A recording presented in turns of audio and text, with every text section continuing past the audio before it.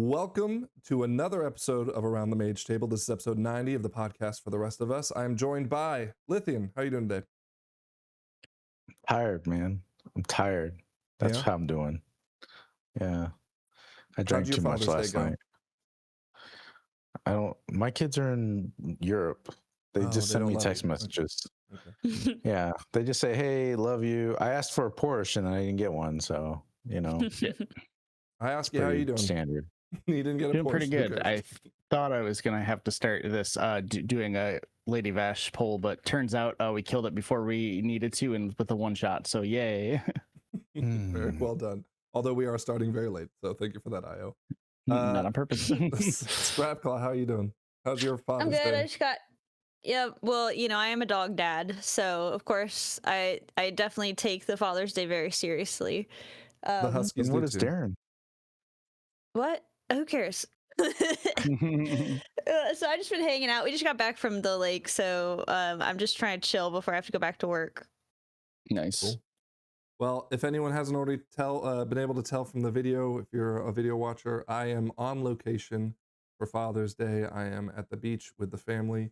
I have vacated everyone out of this, as you guys said earlier, what looks to be a bathroom. It's not. It's a bedroom. My wife is currently Thanks for the sleeping in one of the bathroom. beds with the kids. I am looking at the recording to my left here on an iPad. I've got the MacBook in front of me with the MacBook camera, and I've got a different mic, so hopefully everything works out. We've tested, well, I've tested a lot, and then we tested earlier. Hopefully it works out, but we had to do this episode this week because big news out on 12.1, which Scrap didn't see because she was at the lake. Lithian didn't see because he didn't care, of course, as on brand. Yep. And IO, you've seen a little bit, but you're too busy playing TBC, is that right? Yeah, pretty much. Okay. Well, is there anything you guys want to talk about before we jump in? Any other exciting things you've heard that are outside of this news? For WoW, not really. I don't think. Okay. I was And then offline. We just jump in. Let's jump in. Let's Big do news. it. Big news. Pull the trigger. All right, first thing, we finally have had the mythic 1% mount announced. It is a recolor of the Belleran Ooh. model. So it's like a, oh, Jesus, this scroll Yeah, it's wheel real is. badass. I immediately regret not trying hard this season. Still Okay, time. I'm going to warn everyone that my mouse wheel has gone very, very sensitive. So I'm sorry if it's all over the Just- place. It's all good. Do it manually. Yeah, can I do? Yeah. No, I can't. Oh, yes, I can. Oh my God, I'm breaking everything. Scrap, why'd you make me do that? I just click on the bar and pull it down. No, What the now heck? I got it. I had it wrong earlier, but jeez, you just made There me you break everything. All right, anyways. So that's the mount. I do want to talk about this for a second though, because Scrap, you haven't officially quit, but you've been on vacation. But Panalo, I feel like, has taken an official quitting stance on pushing Well, this no, season. I only push with E-Team, and Scrap's part of it, and she's not there. I can't Wow, push. a loyal man. We had a choice, hey- or not a choice. We had a chance to push with better DPS than Scrap this week, and you chose not to take it. Oh, What? that's Who? tough. We could have had Mojo and Yeah, who? Zigla, right? And we would have pushed to 23s, but Dude, no, you wanted to wait for Mojo's Scrap. washed. The I would say, the great I mean, parser. they're doing more than me, but like, Haywire is not. Oh no. You still gotta drag him along. No, I'm really missing pushing right now. And granted, it's part of the season. We actually will talk about this later when we revisit our question from last week about how long seasons are. But it feels like I'm only enjoying now pushing, like doing the maintenance keys are not fun, and I'm kind of just gonna stop doing that. That's how I feel all the time. Sure. Well, you don't play alts either. That's But true. like I'm desperately looking for a push. So we need to get going. This mount only further progresses why I want that to happen. Do you guys agree? Panalo, are you back in? I never left. Wait, Okay. I do have a question. Like, what is the IO requirement for 1%? I bet it's gonna shoot up after people see this mount because it looks awesome. It might. Yeah, it like, might. Let's take a look. Like, what are we talking about here? Like, how hard do I need to play to sorry, how hard do we need to play? Right now it's Uh, 37.91, which is I think all like 19s and some 20s. Oh, okay. But it's All gonna go up 19s still. All 19s minimum. Well, you say that, Scrap, but That's it not- actually has only creeped up about 10 points since I last checked. Yeah, but is there borrowed power this The borrowed in power grade is shit. 7? It's here now, shitty. and it's shitty. But well, it's shitty now. It'll be Oh, like it's not good. I think it's like a 3% gain once all said and done. Mhm. But arguably the people who are doing keys has come down drastically. Now again, Scrap, to your point, maybe it'll come back up with the announcement. But I don't feel like it's going to be the success story of getting that. I mean, don't get me wrong, it gives us something to get excited about, but I don't think it's going to keep a ton of people playing. Mhm. But on the inverse, it might also be that people are waiting till now before they even bother. So that's also a possibility. I think that happens too. Yeah. Sure. I did want to bring this up because there's also something going on right now in game. I think it's the like midsummer, the fire flame thing, Fire whatever. Festival. Yeah, whatever it is. But they've added like a jet stream above Old Azeroth, and apparently you Oh, can use it to like cool. fly. I just wanted to bring that up because I know Scrap is big on dragon riding. I But it love just, that. yeah, I think it's like a really good idea. Now we don't know if it's going to be temporary, just for the event, but I can imagine just taking a route on that and taking a look throughout the old world again because it just Oh, I would be like the fun. idea of that. Yeah. Okay. Well, other than that, we haven't had a lot of news until what was it, Thursday that this came out? Maybe Friday. But we Yeah, I did think it was have the like Wednesday or first look. Thursday. Yeah, we did have the first look going into 12.1, now titled Cursed of Ulatek. Ooh, I like that Hydra guy. Well, that's Ulatek. All I right, really like him. Is he Loa? I don't know if I he's a don't know if we know. Loa. No. He reminds But me of Hakar, like kind of Hakari. Yeah, that's what I'm thinking too. Like that kind of okay. Hakari, So Hakari Hydra. this Hakar Hydra.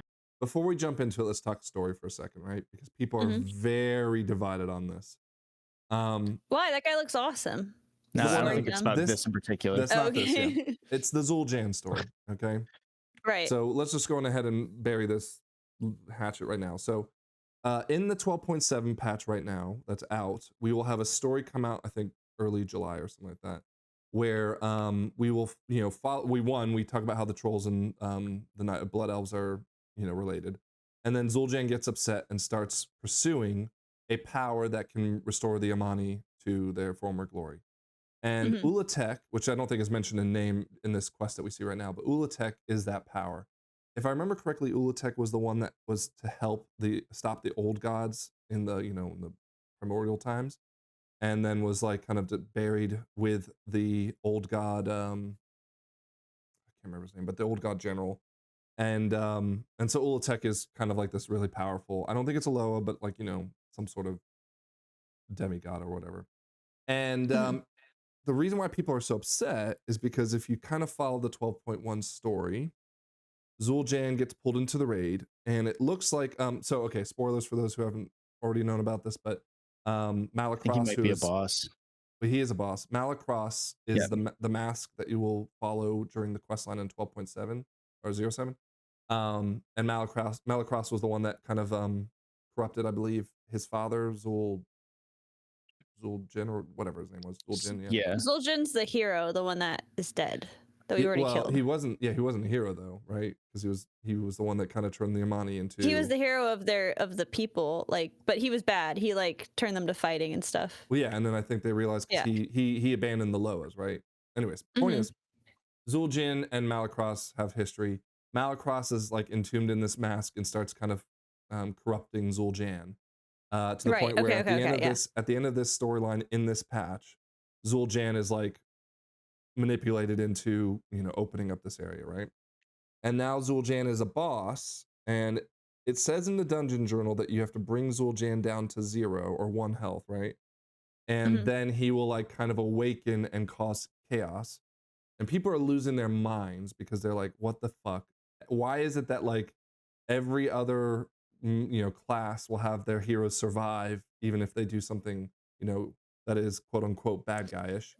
And then Zul'Jan is now again a raid boss, and the one compelling story. Well, Zul'Jan is not like a representative of the horde. No, like, no, it's not. He's an I don't think it's Amani necessarily. troll. Yeah, I don't think it's necessarily the horde alliance thing. It's more of just like, how many times? I mean, we even see it like the reunification of the Blood Elves. We see the everyone coming together and kumbayaing. Which, by the way, I saw a really good video on YouTube this week that was talking about how Chris Metzen, who is a big comic book fan, is kind of like comic bookifying the story. I watched of WoW. that too. Yeah. Yeah, I I think I agree. watched that too. Yeah. So he's like trying to that the kind of one- put a bow and wrap up everything so that he can relaunch the Mhm. universe like they would with the comic books. So it's But interesting. they've been relaunching the universe for like a while now. I feel like it's just Relaunch Well, it I again. don't know. It does feel very like No, no. PG comic verse, like Marvel universe Well, no. Think of it this vibes. way, Like, Scrap. So like in like Spider-Man, right? Or Mhm. Superman. You'll have this huge story, but like if you want to do something different, you can't use the old story. So they'll Yeah. reboot the entire Superman universe. Yeah. And I don't know if that's But I necessarily thought what that's they're what going they with were WoW. trying to do with Dragonflight when they had a big time skip, right? Where they're like, Well, okay, we're they gonna didn't start wipe fresh. away the past though.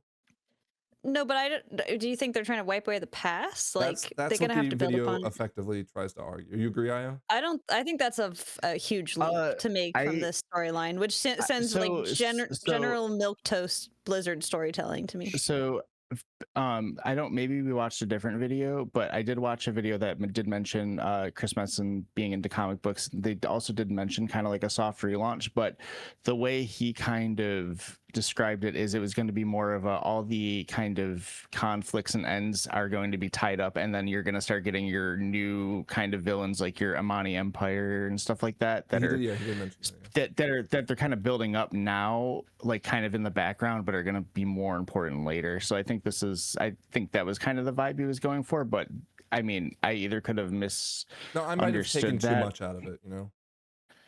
Yeah, because the example he used, I didn't mean to cut you off, Scrap, was go for he it. talked about how like in like Spider-Man, for instance, when you have a new writer, typically he doesn't take over the other guy's story. He starts his own kind of arc and then finishes it, and then they let a new writer take over. So that was kind of the suggestion I think he was saying might be what they're doing with the WoW story.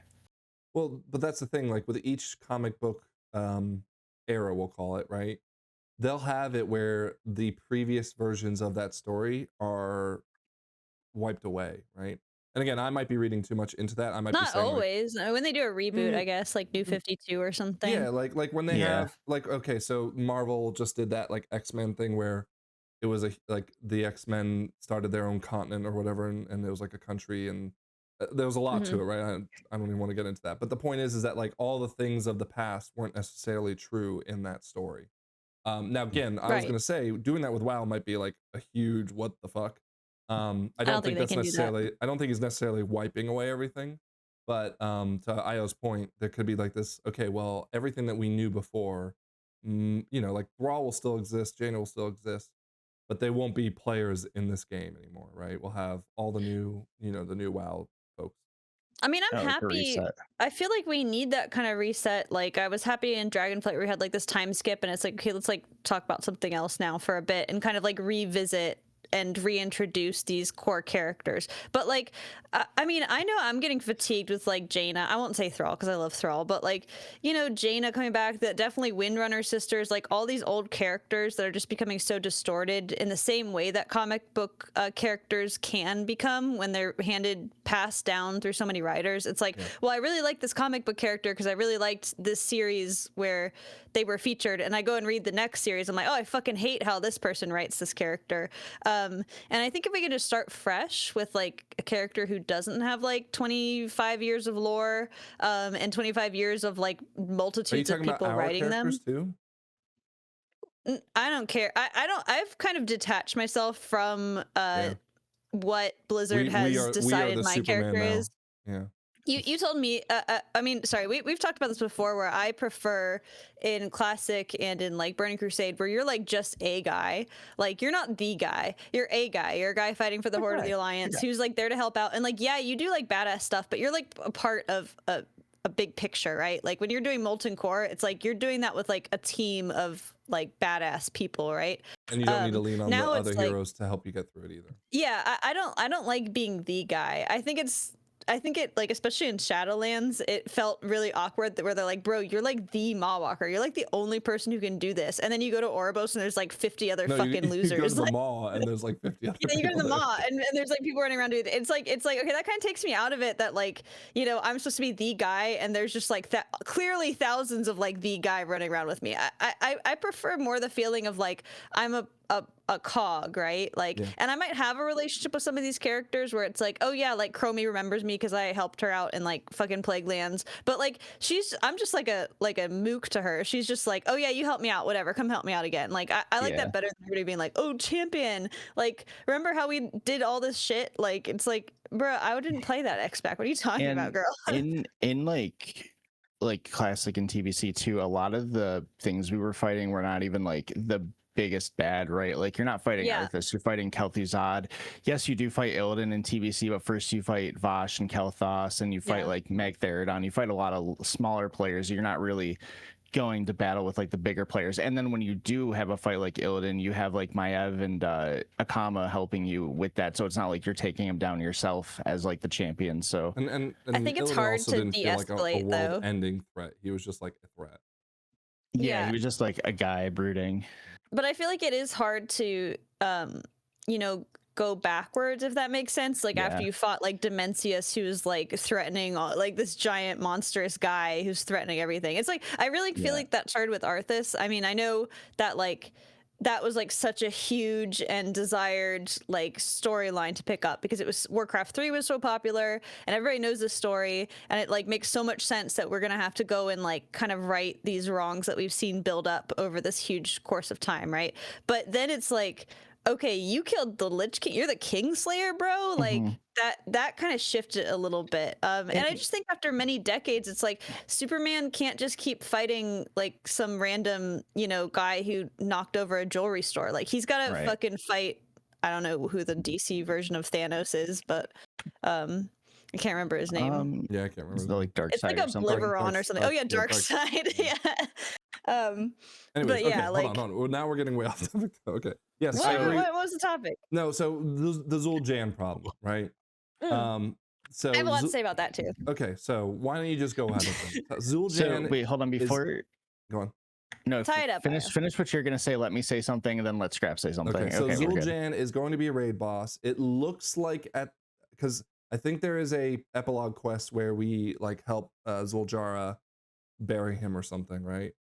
And of course, like everyone's like, what the fuck? There was no redemption for him. There was no like, you know, he wanted to be the hero and he never got the chance, right? So Yeah. obviously people are very divided on this.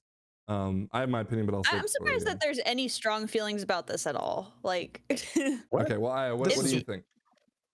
All I was gonna say was, and this had nothing to do really with what Scrap might inevitably rant about, but I was gonna say I think the name of of him in the raid is the Bargain Crown, and I like that they're doing these cool special names for like the main characters in the raids. It's not like you're fighting Ilaria, it's the Crown of the Cosmos and stuff like that. I Yeah. just think that's cool.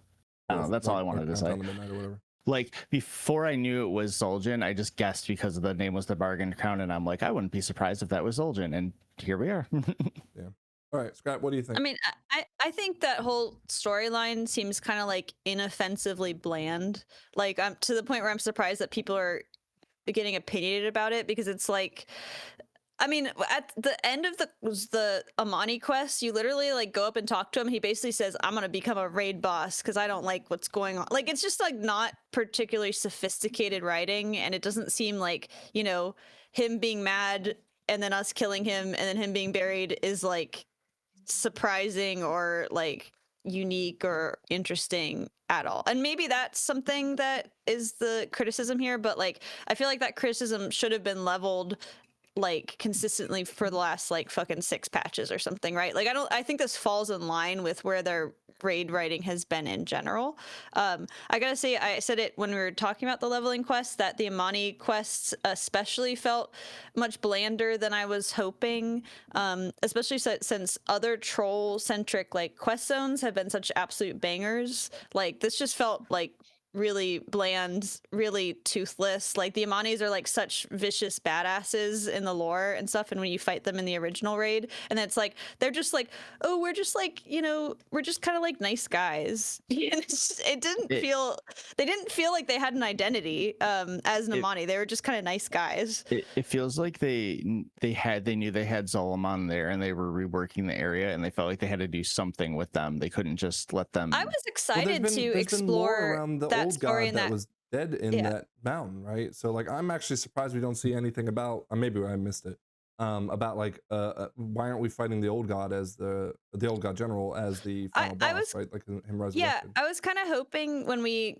found out that we were going to delve deeper into the Amani story that there was going to be more there, right? Like that they weren't just like kind of misunderstood nice guys who had like a leader who got corrupted. It's like, okay, Maybe, that's fine. It's serviceable, but it's like such a cool thing that they could have explored and like really shown us something unexpected and new, or at least something with some kind of identity. Because the Amani, I feel like, don't really have a standout identity. Like I don't know, they're just kind of very bland.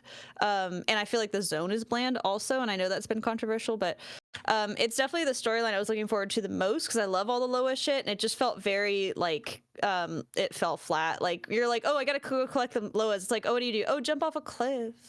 It's like, okay, that's like not very cool. Like it felt very like come keep going, blah blah blah blah. We gotta set up this raid, whatever. Okay, go back to the storyline. maybe the labyrinth boss will be that general for the old gods. Maybe that's what the labyrinth is. Yeah, maybe.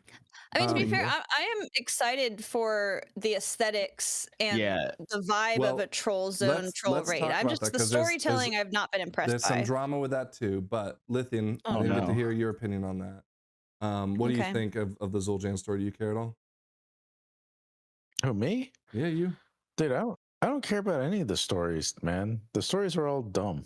And I just I play the game to All hang out dumb. with y'all. Yeah, you guys handle the lore stuff. I play the game and make you guys better. That's what I do. Unfortunately, I don't really disagree that I feel like the story is generally pretty dumb. Yes. Well, here's my thing with the story, right? At least in this case, like if I were Zul'Jara and I found out that Zul'jin did this again, I'd personally want to kill myself, right? Like I would just be like, Yeah, I would love I'm to fucking done see with it. that. Give her some So- teeth, man. She was just kind of like, again, she fell flat. Like Yeah. she constantly needed me helping her do all this shit. I'm like, bruh, you had all this time to do all this shit. You needed me to just like babysit you. Like you could have been doing this the whole time. What the hell is going on? All right. You needed well, me to be there while you jump off a cliff. It made no fucking sense to me. Well, let's unpack everything that's coming in the patch. Okay. So the island is called the Coiled Isle. All right. It will have a custom talent tree that provides perks to the player power. It seems like, and here I'll go ahead and show that right now. Nope, Is it not just that. a line like the No, other? it's this Oh, one right okay, here. okay. I gotta listen to it. But you and it's easy. It's not easy to read, but a lot of these things have to do with only what's going on the island. So it looks like there's kind of like this, you know, if you remember the corruption patch where you had to go into the visions, it looks like it's going to be harder to be in this place to begin with, and then you'll slowly make it easier through this tree. Hmm. However, That seems engaging. well, you know? the thing is like we're also now at this point of like, okay, so this sounds good on paper, but now we have a second and a third talent tree. So the second being the borrowed power, that's going to be expansion long, and now this, right? Is there ad nauseum with all these talent? I think they're just Oh, gonna keep throwing talent trees at us, but until we say we made a mistake, we actually don't want Is- more talent trees. Is this talent tree just for the island and Yes, nothing like yes. it's not going to be like in it says, like Mythic for Plus? example, yeah, it says like your damage taken from egg bursts is reduced by like that has nothing to do with Ah it. man, I don't care about that. That's I mean, I kind of like the idea. Like it's cool. Like you said, it's like the visions thing where it's like the further you get in it, the easier it gets. Well, the further you single engage player. Yeah. The single player content in the game, I mean, a lot of it has been getting better, especially this expansion, but I still think there's a level of it that WoW is kind of designed to be played with people, and kind of doing solo stuff and kind of doing your rotation, I think is maybe not as exciting for some people. So I think this is kind of a way to give it a little more flavor that might make it a little more exciting if it's not your thing. And maybe, if you're I not don't know. playing the other games, the other content in the game. is what you're Yeah, I don't know if this has the worlds here too. Did they say if it's gonna have like the saying. They didn't mention normal it, or whatever? No, I think that was more of like I, dabbling their feet in the water, see how all that works out. I agree with the comments on this post. I know that I just read the comments. I was like, dude, people are so What you mean? aggro You mean on Twitter. Elon's bald spot is not right when he says this is just That's a getting funny ridiculous? name. Stop the borrowed power. Look, Just looking at this, it makes me think that the area will have some level of engagement, Yes. like interesting, and that interests me. I'm hoping I have a reason to visit this area. Like, It doesn't interest you, man. You say it interests you, well, but I know it you're not going to interests me. engage with it. It gives me that interests me, but not enough to engage me just based on that. Like, there has to be something for me to collect or advance for me to be interested in the single player Honestly, content. the picture of the snake hydra is getting me pretty excited. I kind of like the I like vibe of it. it. It's a good color. I think the look of this. I mean, just There's based a on lot of green. There's a lot of green. the way My Star Caverns looks, it looks so fucking good and awesome Yeah. and epic. Like I'm Not that kind green, of though. hoping for that kind of That's look like with it. that's like no. It's there's poison everywhere. It looks like. That's cool. Was that like Dark Souls 2 DLC where you're like in the poison castle ruins? Okay. It's so sick. So we have speaking of the Hydra, right? Speaking of the tech, we have a new 8 boss raid. So not multiple raids, just the single raid. Now there is a remember there's a Aw. raid coming. There's a raid coming in 12.1.5. That's a standalone raid. However, they did make a change to world bosses. So the world bosses are now considered instanced, and they will have a normal, heroic, and mythic flex version of them. So Oh, there that's might cool. be. Are they change out weekly? Like there's multiple of them? No, this They so change out whenever weekly. no whenever they have the world bosses, like the old world bosses from this patch, they're still there, but then they have a new world boss for the new zone, and that one will be just this, right? Okay, so there's So- only one world boss in this zone. That is of this power equivalent. You can still do the other world Okay. bosses out in the other zones, but in Oh. this zone there's only So one. this is just chimeras with a different flavoring. Arguably, yeah. Yeah, It I might- will argue. look, I mean, I'll it put- might be- I'll put might it this be way, Scott. easier. Yeah, I was gonna say Chimeras was considered pretty easy, but this new boss, if you go in like with any coordinated group, it's considered pretty easy. Okay, So- I like that. Is it so it gonna might be drop even like easier. the new gaze or whatever? No, Well, it's not a but raid, so probably not. it'll have a very small pool of items, I'm sure. But we have more to talk about that in just a second. Okay. Yeah. All right. So there's new delves. There's 3 of them. That seems like more than we usually get, so that's nice. Prey has a new season, so it's supposed to get harder and more fun, exciting, all that stuff. I'm excited for more Prey. Yep. We of course have a new mythic dungeon rotation. We'll get to that in a second. I did there's- see that. Yeah, because I added you the Yeah. second they said King's Yeah. Rest was in. A couple Um, people did. And then we can talk about some player housing stuff in a second. We'll talk about some of the add-on stuff in a little bit. Okay. Do you want to jump into the Oh, mythic? track trinkets on cooldown manager. That's Yeah. what overdue. Yep. Do you want to talk about season 2 Mythic Plus first? Yeah, because I already know some of this, like Yeah. the dungeon rotation. So we have the new dungeon, which is here's a picture of it right here on the left. This Oh, cool. Yeah. Again, more poison. We also have Temple of Sethralis, which is a favorite of Scraps. We have King's Rest, which is a I'm favorite so of Scraps. excited for that. Now, And Um, Ruby that- Life Pools is my and Ruby Life favorite Pools. Dragonflight dungeon. Yep. Did you get the mount when we did the they had the mount event thing going on? Did you ever get that mount? From No, King's and that Rest? was the one I was farming the Well, hardest. It's the one I this want the is- most, so this I is get the another time. chance. This is the time. Yep. That I was wouldn't be literally surprised the if they have only a one that I like re- really redo. wanted, and it's the only one I didn't get. So we have, of course, the other 4 dungeons that are coming from Midnight. I've been peeking around. I think DBM, has done like some comparisons of the bosses. I'm not going to bother reading out to them, but like for example, Ruby Life Pools. Everyone immediately It's all went to the first speculative. boss. When this was announced, right? I swear, and I'm sure you're the same. I saw this one GIF of someone saying it's my first time in Ruby Life Pools, and they immediately get Yeah. one shot by the first boss with a single bolt. Yeah. So everyone's been posting that, but it does look like they're changing a lot of the bosses.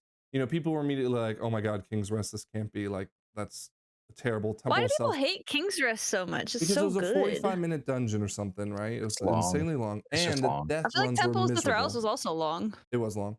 So here's the good Yeah. news: we already have the new death system, right? So if you die, you die. You resurrect the last boss. So King's Rest's death Mhm. problem is already sorted. Yeah, it was a long walk and all inside.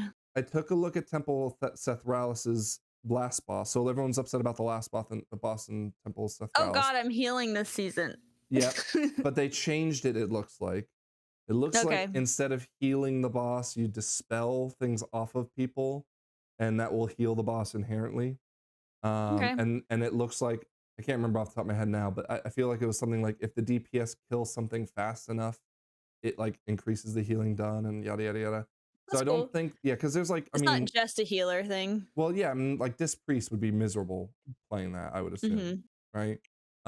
Not to mention the UI is not going to be beneficial. So it seems like they're making changes. Again, Twitter was immediately upset about these dungeons, and the first thing I said was like, "Hey, Siege of Borealis." Like everyone was like, "There's no way That's this is," true. and then it I came was a back and it was doomer about fine. Siege. Yep. Yeah. Although that person immediately responded with, "Who the hell was said Siege of Borealis' rework was good?" And I said, "I thought it was, but whatever." I thought it was too, and I was Yeah. Siege of Borealis was easily like my least favorite dungeon in that rotation, and then I fully admit it. I was like, okay, it's good now. It's not still not my favorite, but it was good. It was definitely better than I expected. Yeah. And don't get me wrong, the But last boss was Temple, brutal sometimes, but it was yeah, still yeah, like for sure. No, good. it was hard. Yeah. Temple, the standout for me, like what really separates it is there's so much like random parkour bullshit. Like there's like a large section of kind of dodging around stuff and getting to the end of it. And then there's also the football section where you're passing the gems back and forth. They fixed that already, I think. They made it pretty. Well, it wasn't broken. It was just difficult. Yeah, Like, well, and if you were in Pug, it was miserable. oh, it was miserable in a fucking Pug because there wasn't like everybody did it differently, right? So you just didn't know how Death you were Knights supposed would to do walk it. in and literally pull everything they could humanly possibly pull. Yeah, yeah. But Yeah. I'm wondering if they're gonna tone those down a little bit, or just, They're definitely going to just rework clean it. them There's up. no doubt in my mind that they're going Yeah. to rework everything, right? But I know people bitch so much about the Skyreach, that tiny little parkour section of Skyreach. Like, dude, Temple of Sethralis had like 3 times as much parkour bullshit, and so they're gonna have a not lot of only- complainers.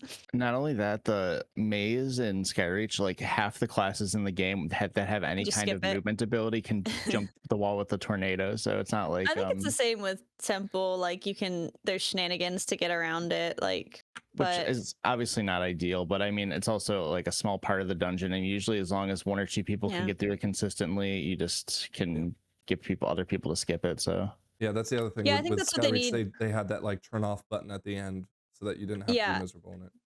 You know, if they add that to Temple, I think it would be fine. Like, you know, just a way that not everybody has to do it. Just put the fastest people at the front. you know, it'd But be fun, I'm really excited for this. I guess it makes sense, Sethralis. I was really gunning for DOS. Like, you guys know I love DOS so fucking much. I The was other like, side. troll dungeon, troll raid. But the temple makes sense because it's a snake thing, Yeah, right? venom, Like, we're yeah. doing a snake thing. It's just crazy, dude. We got this Hakar looking guy and we don't even have DOS in it with the fucking Hakar as the first boss. Like, come on. Was that Shadowlands or BFA? Shadowlands. The other side, Shadowlands. I think they did it like a bunch of Shadowlands dungeons, like last expansion. So I think they're kind of like, all right, let's do some other ones They for did now. this why but- it made the most sense to But do the it, thing is that 'cause- people are also like shell shocked by seeing Dragonflight dungeons already returning, right? Yeah, Ruby Life Pool. Yeah, Ruby Life Pools. I mean, I'm not gonna hate because 'Cause we that's my had Albathar favorite this season. Dragonflight.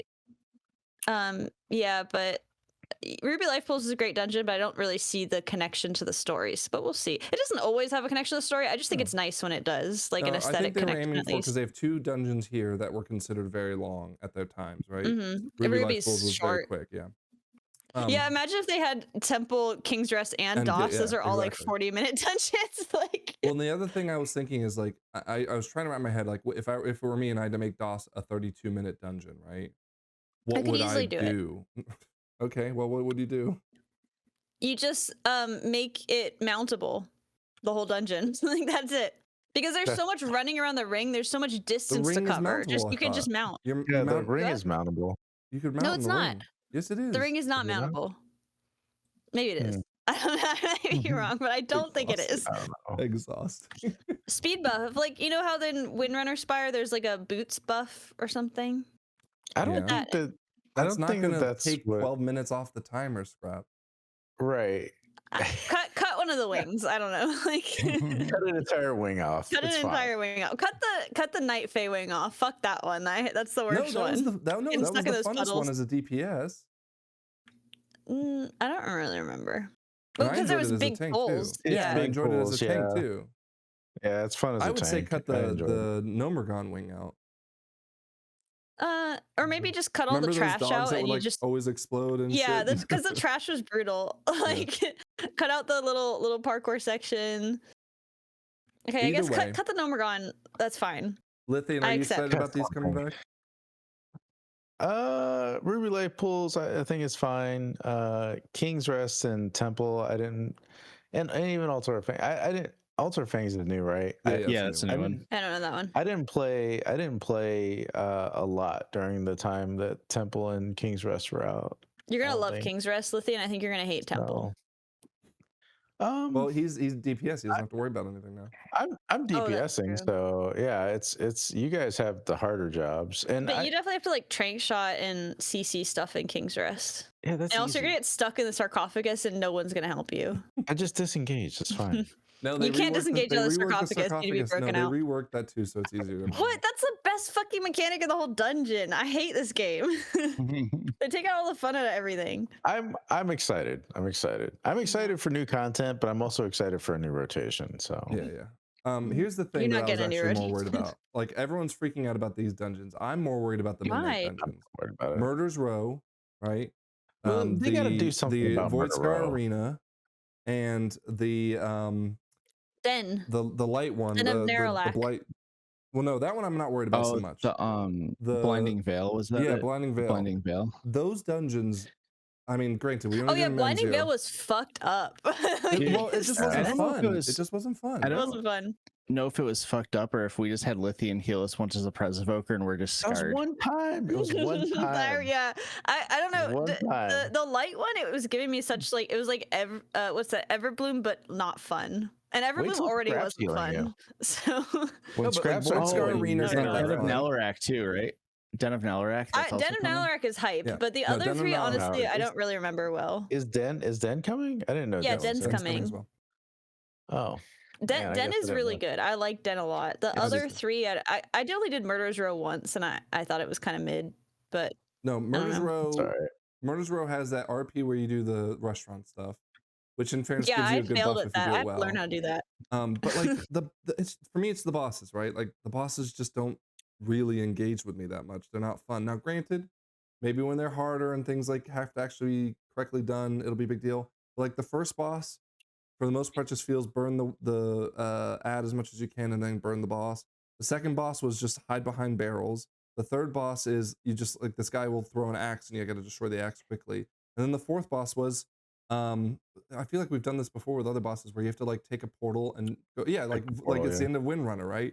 Where you just have to like take a Mhm. portal and get past the wall that's coming at you, and it just doesn't. I don't know. I'm more worried about those Well, dungeons than I am in any of these. Yeah, we'll see. Murder Row, I'm worried about. The other ones aren't too bad, but we'll see. I mean, I'm not worried about anything because I'm playing Yeah. DPS and I'm just dumb. I'm So, not really worried. The new ones, it's tough to tell until we see them as Mythic Plus. And I didn't play in BFA, so I have no real, other than like time walking, I don't really have any real impressions of Temple of Zethralis or King's Rest. So looking forward to trying the new ones. Ruby Life Pools, I'm a little fatigued with like kind of going back to them what feels like so soon, but at the same time, I mean, it's not. I didn't mind doing Algathar again this season. I know it was rough when it first came out, but over time, like they made it a little bit better, and now I think like Ruby Life Pools will kind of be the same way. It'll be kind of when you first play, it'll be like, it's Ruby Life Pools, and then as the season goes on and it's more in the rotation, you'll start to get more used to it. Well, especially if they Ruby make Life some Pools good just changes to it. it's just a tight, exciting dungeon. Yeah, you know? I am a little interested. Obviously, I'm not going to be doing a ton of healing next season, but I feel like that's going to be one that it was already kind of a tough healer dungeon in Dragonflight, so for it to kind of be it's with where this new Shawnee sort of quit cadence healing. of damage. Yeah, Yeah. with the new cadence of healing, especially the last boss, I'm going to be interested to see how they balance it or make the damage in it to see how or fun it'll be to play. Speaking of which, right? Little side thing here. They're increasing the damage output and the health of all players and mobs again for like the fourth or fifth time because they're worried about damage or healing becoming too spiky and whatnot, which I was very surprised to see. Now, granted, maybe it is true at like the super high levels, but like I felt like this was one of the smoothest seasons of not feeling that spikiness in healing. Because they're so good at using our defensives. It definitely felt like they Who's we? aimed- I don't know who we are. it I am. definitely definitely felt like this season they got a pretty good balance on when you're playing at a certain level. If your healer is good, they can get you through it, and then you get to the level where people need to really start using defensives. I don't think there's a lot of one shots even in like the hierarchies at the moment. It comes down a lot to healer throughput. Well, one shots are one shots because you can't heal through that. But like more of like the everything is chaotic, and if you don't deal with it immediately, it's a problem. You know, like I think, for example, the first pull of Wind Runner, right? That's probably the only time where I feel like it's a little like too chaotic. Yeah, I mean, I guess I'm a little surprised because I didn't think healing felt that bad. All right, I fixed it. I fixed it. Fixed it. Okay, let's keep going. All right, so anyways, not too bad. What were we talking about? I don't know. This is what happens when I record from remote location. Scrap and Lythian were talking about how it's going to be difficult for Scrap next season, according to Lythian. Oh yeah, that's right. Scrap's worried about it. According to me. I'm not worried about you. I'm not worried about you because I'm not worried I'm going to be rooted in your success, and I'm going to be feeding you everything about getting ready for things. So we'll be fine. Yeah, you tell me what to do, and then I'll do it easy. When was the last time Scrap actually listened to anything you were trying to educate her on? That'll be a different story, though, right? Because then at least she can't sit there and say, "Oh, well, you died because of this or that," right? Look, I'm going to be. That's where the podsy jar is going to come in, right? Scrap is going to be. Well, the difference is that if you pull something up and tell me I need to use more holy power or whatever, I'll be like, oh, okay. So there's a difference there. Well, anyways, I don't know. I don't know what you're Frank talking knows about. what I'm talking about. No, I know exactly what you're talking about, but I'm not gonna fall into that trap, man. All right, I'm not gonna fall into that trap. Anything else on the mythic dungeons? No, I'm looking forward to this season. Okay. The returning dungeons at least are really hype. So hopefully the new dungeons stand up to it too. Well, let's talk about some other okay, so real quick, I just want some other things off the top of my head. Delves, so the new question mark boss. Remember the Hall of Fame? Oh shit, I have to fucking do that one. Well, remember the Hall of Fame was the first 4,000 people, right? And that was like a shit show and it didn't make sense. They're changing that now so that it's the first people, or the people that do it in the first week. All right. So it doesn't matter when you do it, as long as you do it in the first week. All right. Sick. That's awesome. So that'll be nice. What else? We got some tier sets. We can talk about that today if we have time. I know we usually will sometimes go really deep on the tier sets. But I know, okay. We'll talk quickly about the tier set bonuses. So here, I'll pull it up. Let me get the. Whoa. Blizzard has the opportunity to do the funniest thing ever. They make the Delve Hall of Fame 1 week long, and then they make it like really hard so no one gets it. Yeah, I mean, that's what I'm hoping they do, right? Like, I mean, people will get it. Like, people always find a way. If it's not beatable legitimately, at least like through exploits and stuff. Yeah. But usually, so far they've done well. That like the first is accomplishable the first week, definitely. You see those first two bullets, Frank?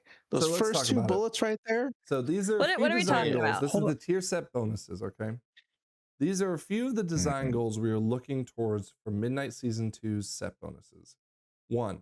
Create a set bonus that are more complex than Season 1's set bonus. This bullet was put in specifically because of everyone that listened to the THD point and thought, oh yeah, forgetting that they said this was always going to be the case for Season 1. 2.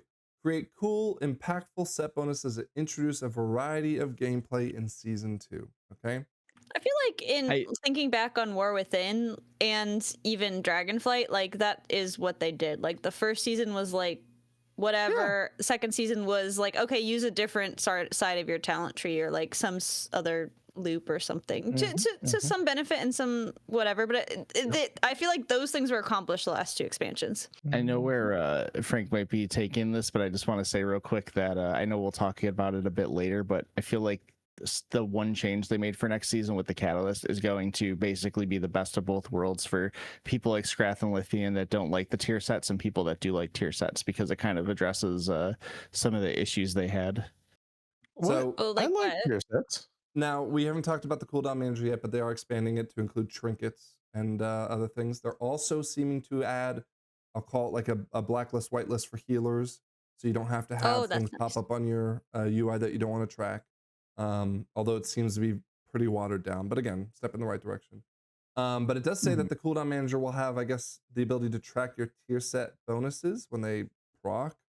So it says here, utilize the cooldown manager where it feels correct with these set bonuses. The set bonuses are largely an extension of the spec that you're currently playing, and we should leverage the tools available Note that any cooldown manager entry for tier set bonuses are not enabled by default on the cooldown manager, so you'll have to opt into it. Makes sense. And these set bonuses should be consistency of damage throughout the specs, it sounds like, right? Along our larger burst of damage reduction initiative, which we'll talk about in a second. We don't want to reduce your burst damage and then immediately reintroduce significant bursts of damage with the new set bonus. So Scrap, just so you know, the class tuning that came out with this patch, their aim is to reduce those really bursty classes from being so dominant in their burst window, okay? Okay. So for I mean, that's example, good. it is Yeah, good. It's a good because philosophy, I think, but they don't yeah. seem to have hit the mark. Oh, they haven't. I'll give you an example one, right? So they said they want to make sure the classes that rely so heavily on their burst are smoothed out. And then I went and looked at the enhancement shaman, which is very heavily dependent on Very ascendant. bursty, yeah. And they didn't, I think they increased their healing. But again, maybe there's more to come. It's still early. But I don't know. I mean, enhancements, maybe they're talking about in the hierarchies how they're stacking these specific classes that like burst and do a huge amount of damage on a massive pack, right? Because that's what we see in the hierarchies and like MDI and stuff, is that like they do huge pulls and that are like killed within the burst windows of a couple of so meta. Right, but enhance is not. So I'm guessing that that's, even though it is bursty, it's not bursty to a point of exploit, you know? So maybe they're like, that's fine. Like, I like they're still being bursty and smoothed out. Like, I like that class identity, and so I don't think they should just, like, smooth everything out to be just, like, even kill all the time. But I do think that if we're seeing in MDI, especially, like, the same fucking 3 or 4 DPS specs and the same kind of idea of like huge pulls that are contained within burst windows, then it's like, okay, maybe there needs to be some balancing here. Well, we're gonna jump straight are we into looking at the survival survivals, one? Let's see. because I read this before Lythian That's pointed out, and fucking sucks, bro. I genuinely gasped. Okay, They do Raptor not. strike I was telling damage Lythian increased by before the pod as he 15%. was. Yeah, I was telling Sorry, Lythian before Mongoose the pod, Fury. like, Yeah. bro, like you just got into survival. I've been playing it forever. They don't fucking like you, man. They don't like survival, and they do not give a fuck about it. So it's the most boring set bonus I've ever seen. pretty boring rotation too. Well, so on PTR, the top damage for survival is Raptor Strike, and the AoE one, whatever it's called. The cleave, Raptor cleave. Yeah, whatever it's called. I can't remember now, remember. but that's your top damage on PTR right now. Yeah. For survival, and they're still playing pack leader, which I hate, but you know, whatever. So anyway, it's fine. Concerning, right? Sorry, Siri just came on because I said so. That's not interesting at all. Or not complex. No, and yeah, none of it. This is like honestly, even for like the season 1 standards, pretty fucking atrocious. Slap in the fucking face. Get ready, get your cheeks ready, Lythian, because they'll be slapping you in the face repeatedly, like as you play that. I'm playing survival next season, and I feel like the tier set looks terrible. I don't know. So let me see the Demon Hunter one, even though I'm not playing it. Hold on. So yeah. I'm doing blood, and this one was also just like, what? So my attack speed is increased by 15%. Death and Decay. Okay. Crimson Scourge's chance, which is my Death and Decay proc, a chance to occur increased by additional 5%. Okay, 5% is like 1 out of 20. Am I really going to be noticing that? And then Crimson Scourge's increases the damage of your next Death and Decay by 100%. Okay. And grants 5% critical strike, which is like 2% parry. Nothing. Yeah. What? This is not gameplay changing at all. Right? Yeah. It's making my Death and Decay do a lot more damage. Okay, I don't. Sure. Whatever. I mean, you're putting that down anyway. And you put it down anyway because of the Crimson Scourge procs. Yeah. And then on top of that, again, not even that much. 5% is not that big a deal. But also, like, I'm a tank, and this is my defensive value of giving me like a little more parry. It's just say, hey, you make sure you're pressing death. Let me look at this one because that's what I'm playing right now. Oh, by the way, they're trying to change Devourer's gameplay quite significantly, it sounds like. Why? I really like how it plays They right don't now. want it to be about like chasing down the soul or whatever your orbs that are. Oh, picking them up? Yeah, well, I feel like that's in general, just extra. like they're trying to make it so it's not so dependent on you like purposely not picking them up until a point. I don't know if enough about Devourer. You'll have to read into it yourself. But it does sound like they're trying to stop that. So I don't know how that would synergize with this specifically, how they're changing it, but I mean, this could up some things in priority, like when the consume is instant cast and explode, like you might want to press it. I don't know. Hard to say. I have to see the balancing. Hard to say. Yeah, and then IO. IO, have you looked at the outlaw changes before we get to the tier set? So Have you when you looked at say outlaw? outlaw changes, are they making more balance changes to them in this let's- patch? let's this look at the No, actual this is set. just the tier set. So here's the patch notes, and we'll just, for the sake of time, look at. Yeah, I'm not sure if I'll be able to really get a good. I know a little bit, but I'm not sure if I'll be able to get a good. Yeah, grasp Io on it, and but I I'm have not curious. been playing on our wheel characters yet. The other 3 people have been way too into it at the point that I think they're going to get bored with their wheel characters before the wheel even starts. I'm not bored. Outlaw. I love survival. Well, Tell me there what seems it's to be about some for good. diversity. There seems to be Yeah. like they have a development note telling you that they're trying to do something, right? And I think like Oh, I like killing spree. Rogue is a weird class because each of the specs are good at something, but they're all not good at everything. So maybe it's just kind of trying to have you be able to be a bit more diverse in how you're building them. And I don't know what they did for the other 2, if they did anything for the other 2, but yeah, I don't. Maybe that's just kind of what they're going for. I'm not sure. That tier set's boring too. well, the This first is one is. first The second one damage. seems fine. 15, have a chance to cause your next dispatch to be free and damage. Which one's dispatch again? Hold on, let me look that up real quick. It's your single. Guessing it's a spender. It's your single target spender, I think, or whatever. But Oh, okay. Never. It's probably just Then- going to glow and then yeah, you're going it's to press just- it. That's not that exciting. yeah, that's probably gonna be it. Yeah. So it's gonna basically it's gonna let you do more damage, it looks like. And then Holy I didn't really look at, but this one actually doesn't seem too bad because I mean you're gonna have a lot of flash of light. It's gonna give you more infusions of lights, which are good, obviously. I don't know. I'm looking at prop I paladin hope- too, and I'm just like, what? My consecration's bigger. Pot I mean, got a they're lot most- of That's kind Probably of actually changes, that's didn't kind they? of interesting. It made an ability bigger. Like I feel Why like do I that hasn't care? been Everything's instead. next to me anyways. I don't know. It's just kind of interesting. I'm the one Like, class that can I'm not saying literally it's interrupt all 4 good. casters and bring them into me. Well, it's Deacon's weird going how to, but- they make the trade-off for prop paladin. It's like you do a lot of damage and you have to be a Well, little so- more careful with what you're doing, but it feels like they just all go all in on the damage and not enough on the other side. Well, that's the thing. So they tried to smooth out Paladin's damage because they've changed the way Avenging Wrath and all that works. So it looks like this is trying to like compensate for bringing some of it back. Why? I don't know. You just nerfed it. Just fix it in the nerf. And then again, no defensive value. Now, granted, there are some defensive changes to their class, but like, I don't know. Maybe it's just that all the tanks out there just really only want to do damage, and that's what it is. But like for me, I want something that makes me feel powerful in the sense I can do a bigger pull. You know. I'm gonna tell you Mhm. another hunter change is they're allowing you to hit hunter's mark on 5 targets instead I of just saw that. one. So we're gonna However- fire all the other hunters from raid because we only need one now. Well, but however, you have to cast it on each one. So you're walking into a pack. I hunter's mark whatever the big mob is, right? Mhm. With the new hunter's mark, you have to individually cast each one. It's kind of like a I- Shadow Word Pain. I feel like that's more intentional for raid. For if you bring one hunter and it's a council fight, then you can do it all before the pull. I don't think it's gonna mean I a wouldn't lot waste my if you're doing time. like a pack of mobs. Yeah, I wouldn't waste my time. No. Losing You the definitely hunter for it, 4 like the, globals is less No. DPS gain the than the no one. no no. What It's not on the global if you do it before the pack Okay, yeah. is engaged. So it's like you can, but it's not. It doesn't do well enough that you need. What they I think should it's fine, do- Lythian.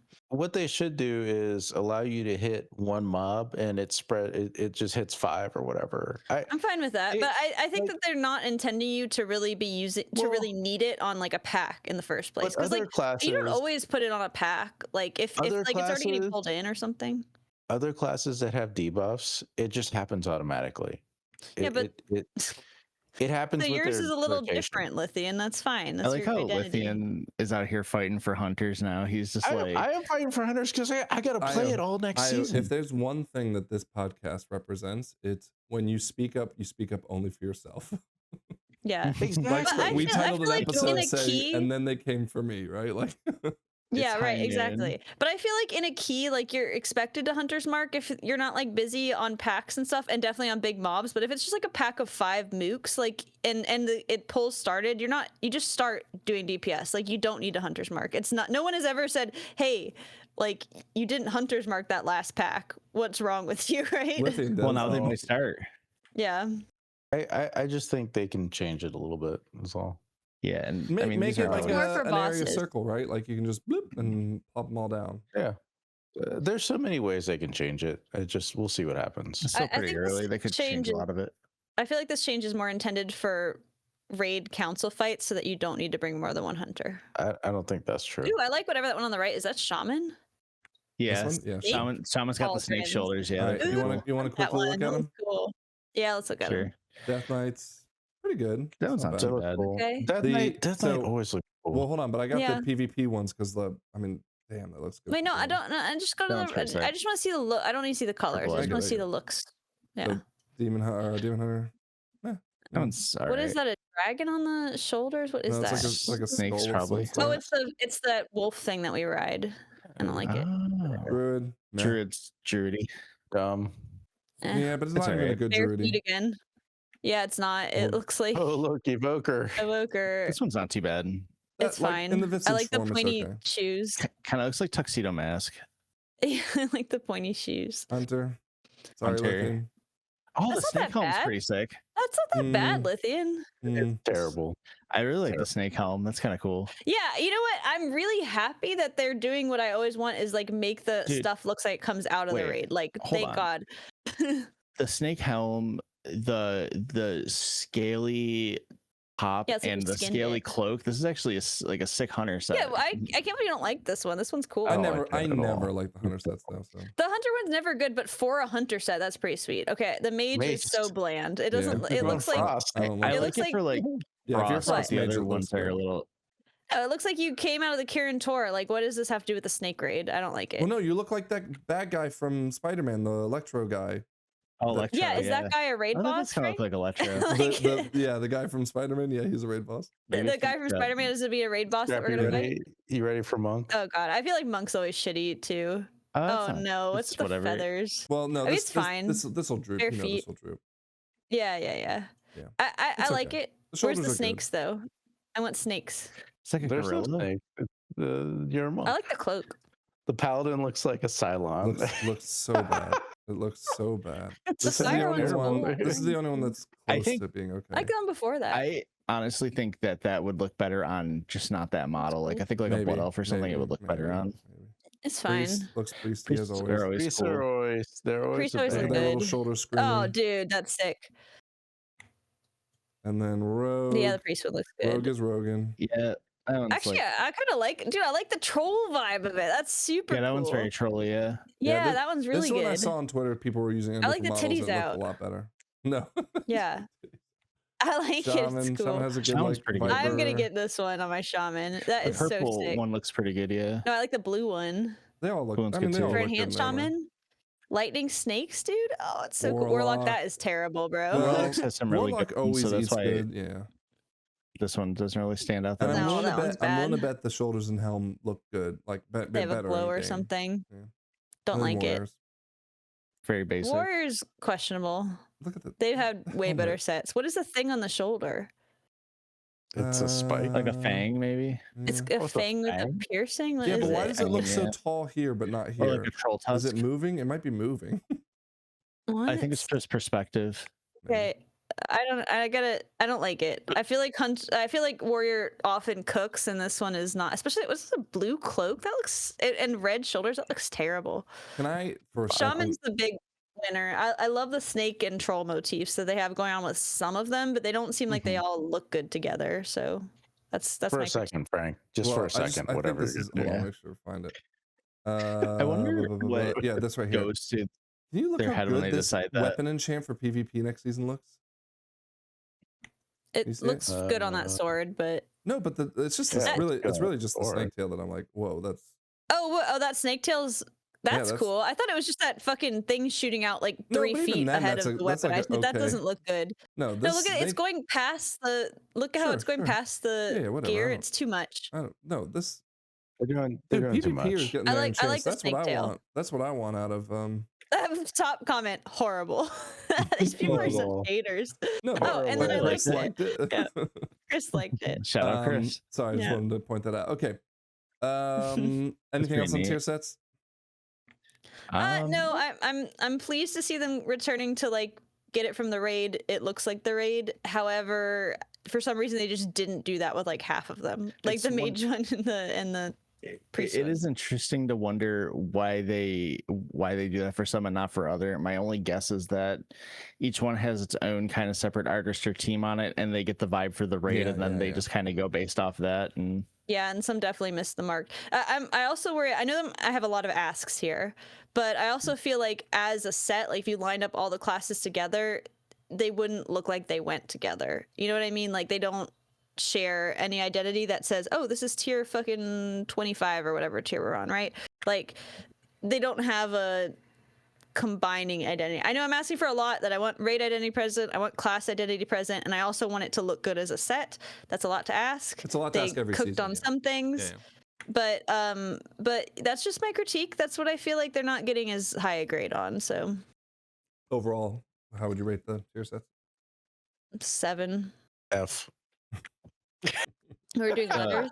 C then. C there's plus. I wonder how many of 7 with these. some good ones in there. I wonder how many of these are like they make a whole bunch of tier sets in the like the vault that they go, oh shit, we didn't make a good one for this one. It's not coming out good, and then just go, okay, cool. And they just pull Whip one out. Whip They're out like, this one, and it's like, okay, cool. yeah, fine. I think the mage one definitely is giving that Yeah, because yeah, it yeah. looks just like any generic mage It looks like set. the Spider-Man villain. Okay. I think the rogue and the shaman are cooking the most because they have the most raid identity that I can see, so it's super cool. The hunter's good too. The hunter's good too, but I mean, as far as a hunter set goes, it's awesome. It's not like fantastic, but it's good for a hunter set. Okay. Let's talk about the add-on changes coming in the patch. Okay. I will start by saying that this was a little less than I was hoping for. I thought like the things that they brought forward could have been like half patch updates, but they're going to include trinkets, and it sounds like tier sets in the cooldown manager. And so here, let's go through it. So track trinkets, potions, and consumables. Okay, nice. You can track your, Nice. like your battle pots and stuff, or battle reses if you don't have a battle res inherently. Blizzard has also highlighted that's better consumable management, though it's still unclear exactly how that will work. So presumably helping players track things like flasks, weapon oils, and well feds. That might be nice Very if you're nice. not, if you're not having a way to track it through like weak ores like you used to. Mhm. And again, I don't think it's in this patch. Oh yeah, here we go. Configure healer raid frames. They shared their intention to allow healers to better configure which kinds of healing buffs show on the raid frames and how they're prioritized. Now, I'll be honest, now that I'm using Ellesmere's UI, this isn't so much of a concern of mine. It never really was a concern of mine as a Holy Paladin. Like, it just, stuff didn't pop up like that. But, I think Prez Evokers was the example of all this stuff you didn't really need to track, and it was there. Mhm. So, a Yeah, good this step in the is right a good direction. step. I would say though that it does look like, they're trying to build this blacklist, whitelist thing into the cooldown manager. So I'm curious what they'll do with when you want to like ignore things on mobs in their bars, Yeah. or maybe even ignore your own buffs in the buff bar. Like you just want to see 2 or 3 things per a fight or per a mob. That will be obviously far more complicated, but maybe they're working towards it. And then they're also updating the ping system, which Oh gosh, Feels- you need more power. what me as the pinger? Yeah, you and Okay. Haywire, the ping Well, lords. you're gonna love this one, Scrap. So you can ping Okay. your health bar to share your current health percentage to the group. So you're gonna have dude, Lythian- Haywire's gonna abuse the fuck Exactly. out of that, dude. Yep. you can ping your resource bar to share your amount of mana. That'll actually be good for you to like warn me if I'm not paying attention. I'm just gonna yell at you. Like, here's yeah, well that's true in a more in a pug thing. wait, do monks need mana? I thought it was.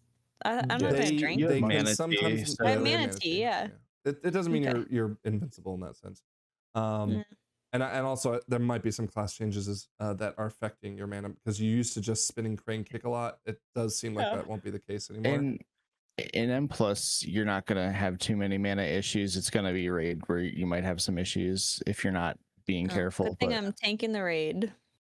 So I don't know about that. the other thing, Scrap, is ping your own action bar to share cooldown information, which will be helpful for like again, this will be more of a pug thing, but like let's This is say, great for pugs. Yeah. yeah, like let's say you want to let the priest know that you're about to use, in my case, arcane, touch of the magi or whatever, and Yeah.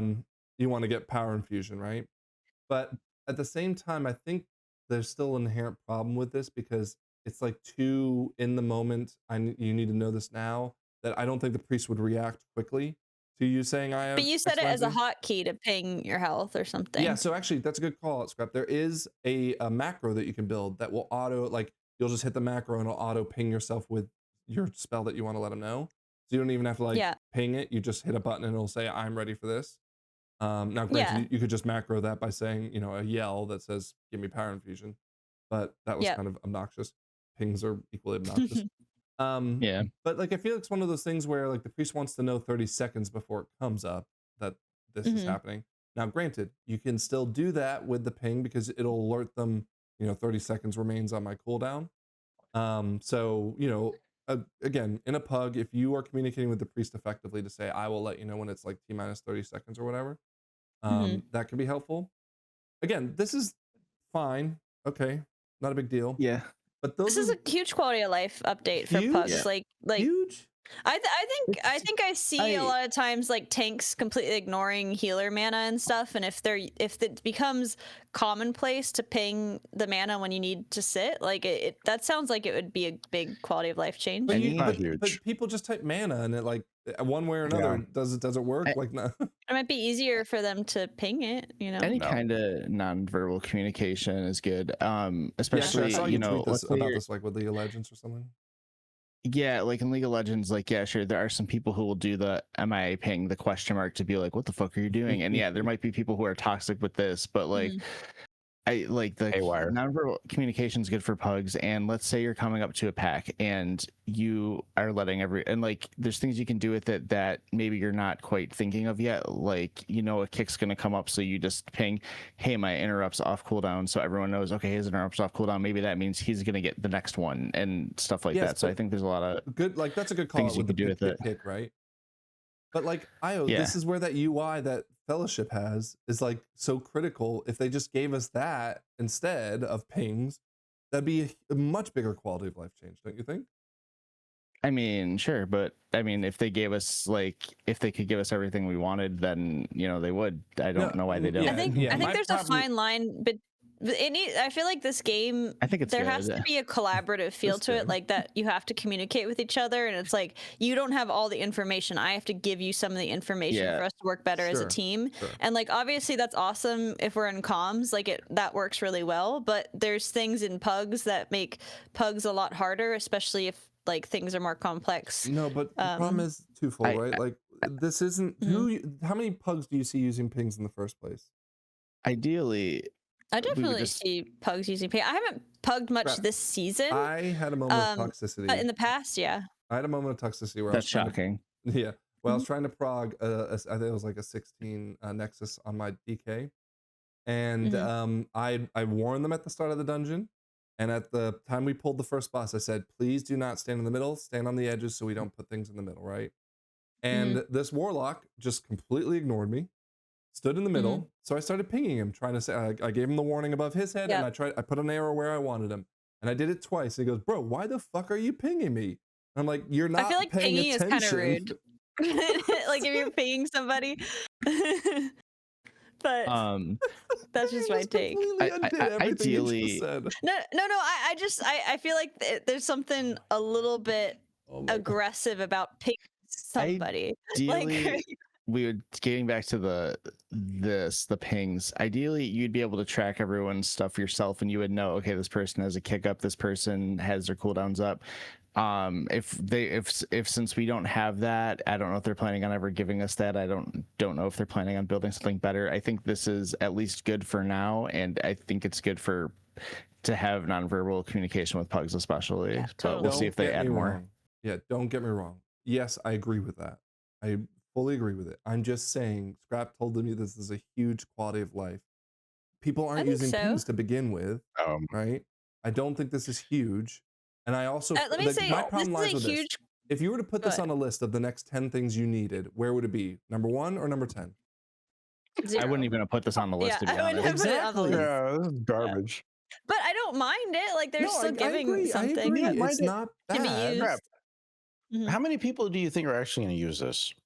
I would love to see this used. We'll see. I Yeah, but think no, No, I because understand you would Lythian, love it's to see it toxic to ping used. people. So if you say, effort. Well, hey, no, I've I've seen 43% happen health. where like a tank pings a pack he's about to go into, or pinging an area or That's something. not But if this. you're pinging That a already- person, I Yes, feel like I'm that's trying to say, you need to be a over little rude. here. Oh my God. yeah, I think that's a little rude. At first, I don't think Even if they're doing something wrong. people have a lot to use with it, but I think over time people will find some ways to kind of create a language with it that hopefully Yeah. is a good language that we can all work with. But IO. we'll see. I will say, I'll tell you what, pings are the one thing that if they were going to change anything about any kind of classic or classic plus, please put Yes, pings in yes, there I for agree the with love that. of God. I agree with that. Yeah. No, like I love pings. And again, apparently I'm love toxic because if someone comes in and doesn't do the thing I asked them to do 3 times before we started, Guys, I'm trying to alert No, them. pings are great. Please move over here. Guys, no, put no, in hold the on, comments. Scrap. hold on. Okay, go on. You finish your statement. Before you say that, Scrap, I want to have mine. true or false, if you could ping your health in the sky reach that we talked about where I got launched off the edge, Yeah. at what point would you have pinged your health? What percent? 80%. Yes. No, I would have pinged it the couldn't- second it hit It couldn't have 20%. gone any lower because it was like 60% at lowest.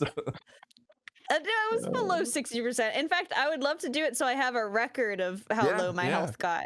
Yeah, Yeah. You wouldn't have been But able to I- ping I yourself wanna fast enough say- because it was a split second. I want to hear in the comments that if you're in a pug and somebody starts pinging you, what would you say, 3 times? Did you I did ping twice. him 3 Twice. times? I pinged him Twice? because I could only ping so many times anyways. I pinged him. I pinged Right. where I wanted him. He didn't do it like Yeah. 10 seconds later. I pinged him. Yeah. I pinged him where I wanted him. If you're pinged repeatedly in a key, do you consider that rude? Like, do you consider that like a social faux pas? I'm not going to ask Scrap this because I think she's an idiot. What? Io, why is it rude Yeah. that when I explicitly say, hey, like in order for us to be a little rude. successful, we need this. And I remind them I before we get to don't- the boss, we need to do this. Everyone remember, right? We get into the boss, you're not doing that thing. And I'm the rude person. Aggressively pinging when someone isn't doing something, that if you aggressive? communicate about it, I don't think is like It's so- I mean like continuously doing Sure, it, I get like you. when So someone's not not saying what aggressive, you need yeah, them to do. Yeah, I don't think it's inherently bad manners. I think if you're doing it to kind of be like, what are you doing? You should have done this. Like, why did you not do this like after the fact? Oh, no, Then that's that can be obnoxious, a yeah. little Yeah. toxic. But I think like in the moment you're just trying to quickly, because like it's literally very used it possible for that its you guys function. talked about it. It's very possible you guys talked about it. He was like, all right, and then just like completely got locked into his rotation, Yeah. was thinking about what he Yeah. had to do, and then you ping him and he's like, oh shit, and then he Yeah. like runs over it. Like that happens all the time. So I mean I don't think it's that itself is particularly Yeah. toxic, but That I do was think a it lot. can be toxic with It's pings. one of those things That where warlock Scrap was will tell the therapist he's the most toxic person because he said he's not inviting someone to his birthday. that What? warlock was haywire. No, They- it I wasn't. suppose that maybe I'm I'm literally projecting using it because for its purpose. but let's say I'm in a pug and I'm just vibing, I'm chilling, I'm talking Discord, whatever, and I get pinged. My instant feeling is like, what the fuck? Well, yeah, 'cause there's how been- dare you ping me? Like, don't you have something better to do? Well, I mean, that's like the lizard brain thing, right? Like, Right. I mean, It when it is, comes it out of is. nowhere, especially, if you think you're a good player and you Pulled know out what the you're lizard doing. brain. It pisses me off. Like, you're so in my business, you're gonna ping me. Do your own fucking Yeah. job. Keep your eyes around paper. No, but in Like, fairness, that's- Scrap, I think it's alright, rude. I'll use a more extreme example of like Stoop, right? Right. Where like everyone come to the, or whenever we did Razagath, like everyone in her butt, right? Yeah. I'm pinging the person who's out in fucking Kansas who's like, That was- get that your was butt in Stoop. here, right? That was Um, stupid. So yeah, like I'm and again, sometimes it's to wake him up, right? Which is why I pinged him Mhm. first and then said get over here. But to your point, it didn't happen immediately. He just didn't care. And again, it's totally fine. It's totally fine for you to be like, bro, why the fuck are you pinging me? But don't be Mhm. upset when I say, well, you remember that thing we talked about 3 times and you ignored it? You ignored it. That's why I pinged you. And then rage quit the key. Speaking of Razagath's butt, Scrap, is that what the sticker is? She has a band-aid on her butt. Yeah, Yes. so the joke was when Yeah, we were doing it's a whole Razagath thing. is that Frank would constantly be like, get Yes. in her Get in butt, her get in butt, her get in her ass, anus. get like under her tail, in her butt. Like, I want you so to I did kiss that. in her sphincter. Yeah, kissing her cloaca. Like That was it like the just, hardest thing for us. I don't know why. Yeah. If But so then I made that, and then it's supposed to represent butt hurt. Like, Yeah. if they're gonna continue doing pings, I'd like them to maybe do not necessarily like pings where you can ping stuff and it gives you information, but have like pings that have phrases assigned to them. Like for example, you come up to a pack and you can say like focus skull or like kick Yeah, that'd be X or nice. something like That'd that. be nice. I think Yeah. that'd be a good evolution. The to arrow the pings. effectively could tell you that too, right? Like, you know, hey, again, as a tank, I tell you guys, if I arrow something, I want you to focus this one, right? And Yeah, the no, skull and, could like- also effectively do that. In using League of Legends as an example, the first few years the game was out, there was 2 pings. One was kind of like a, depending on the sound, one was like a hey, go in, and one was like a retreat. Yeah. But then they added pings that were like missing, I need assistance, stuff like that. And so that was Dota has the same thing too, where That- it's like retreat or, you know, I'm going in or whatever. yeah. Well, I think that actually kind of helps explain my point, because that reminds me of like honking your horn. Is that like there's a lot of things that you can try to say by honking your horn. Somebody like hey, the stoplight's green and you haven't gone, someone honk your horn. But I feel like honking your horn is Well, inherently rude, Okay, right? Like okay, hold on. Let's go with this. Scrap, you're at Right. the stoplight. I give you Yeah. a little beep beep, right? And Yeah. you don't fucking But you give go. a light honk, right? Yeah, no, but that's the thing, is that I always try to give like a little tap honk and be like, hey, I'm not mad at I'm you. there. I'm just making sure you're paying attention. Dude, I'm Like, laying onto there's the no horn. version of a ping. It's always a full blown honk when you ping someone, right? Usually the only time I see if you were people sitting on your phone at the light, you're an asshole. But I'm just, yes, totally. You're totally right. And like whenever somebody's in front of me and they don't go right away, because I'm like anal about that. Like I'm like, you need to go. Like I always try to give them the lightest tap so they know I'm not mad at them. I'm like, this is just a nice one. I'm not like gonna lay on my horn, right? So, but there's no version of that with pinging, especially if you ping someone multiple times. That is giving the vibe would of you laying on your develop horn, right? A light ping as well. I A light ping. don't know what you'd have to do for that, but I will say the only time I ever see people aggressively beeping their horn is when there's already been something that Yes. could have potentially ended in disaster, and they're just so angry they're like, well, fuck you. Like, Yeah, so I just want to tell a little aside here. I was driving my around word. with the girls when I was at the lake, and my dear friend, who is was my roommate in college, and we're really good friends. She is not known to be the best of drivers. She What? drives very very fast, and she can get a little road ragey, right? So we were in the car and we're all talking about road rage incidents. My friend had somebody close to her who was in a road rage incident, and we were talking about this and like, oh my god, it's so scary, like to get a road rage incident. We're driving along and somebody litters out of their car. They just throw like a Oh, bag out of the God, car, and we're like, no, oh my god. My fuck friend that. starts slamming on the horn, sticking her middle finger out the window, like literally following this person. We were like, oh my god, stop, we're gonna get a road rage incident. But I mean, yeah, that does tilt me. I was on the highway and someone threw their like cup Yeah. full of soda out, and it was like a styrofoam Yeah. cup, of course, too. And I yeah, was just like, you fucking shitty human being. yeah. This I was know- like I a know that plastic rage. bag, which could have been dangerous. Like it could have Yeah, flown yeah. into her point of view, but like just that we had just finished talking like 5 minutes before about road rage incidents, and then she immediately starts like slamming on it. She's constantly honking at this guy and throwing her middle finger. I was like, dude, I do not want to get shot today. Like we were just talking about how stupid it is that people Yeah. do that in America where people have guns, and you're gonna freak out. This guy was Another throwing a another bag. side story. So there's a mall in Atlanta sure. called Lenox Mall, and it's had some shooting incidents recently. But anyways, at the Mm. time, someone had like I was waiting for a spot. They pulled out, and some dude just came flying in and took it from me, and I was Oh, fuck. furious, right? So rude. So I was like, I'm gonna go talk to him. I'm gonna say something. I'm not gonna get in a fight with him. I'm just gonna say like, dude, that's not fucking. I need to say something to be like, okay, right? Yeah. And she's like, please don't, See, please this don't. gets You you into don't trouble know. in keys. You need to say You something. don't, yeah, you don't need to like you. It's not worth the risk. Blah blah blah. And then like the next day, there was a shooting in the parking lot. Some dude had took Oh a my God. spot and shot the other dude. Well, my mom, last aside, but on my mom's road, which is like in a very nice neighborhood, there was a road rage incident where the guy stabbed 3 people and the dog to death. Like he got out of the car, he pulled out in front of him, everybody got out of the car, and he managed to stab 3 fucking people and the dog. I was like, how did one of those people not like get away? Like stabbing is not exactly like the quickest way. The dog's But- just in the back but seat going, what the I fuck? was like, bro, Who stabs a dog over a road rage incident? That's crazy. Yeah. He's Who killed stabs a 3 dog, people and a period? dog with a knife. Not even a gun. Like he stabbed all of them. It's crazy. Fuck that. Anyway, what were we talking about? Well, Oh that's yeah, more the pinging pinging. stuff, right? So the poor brewcast in our raid this season was the subject of having me ping him while we were trying to target Lura, and they are you screwed introducing everybody. some more more information to help not have that happen again. So you can make sure you are able to ping certain areas. Also, by the way, here's some of the macros. Like, so I can't cast this as a third option. You can have it say. You can also again macro it so that you can just automatically ping your spell without having to touch it. This is nice for me as a raid leader. You can ping their raid frames to let it, hey, I need I'm again to pay attention. Although Scrap says that's rude to do because it's a big honk, not a little You're honk. honking.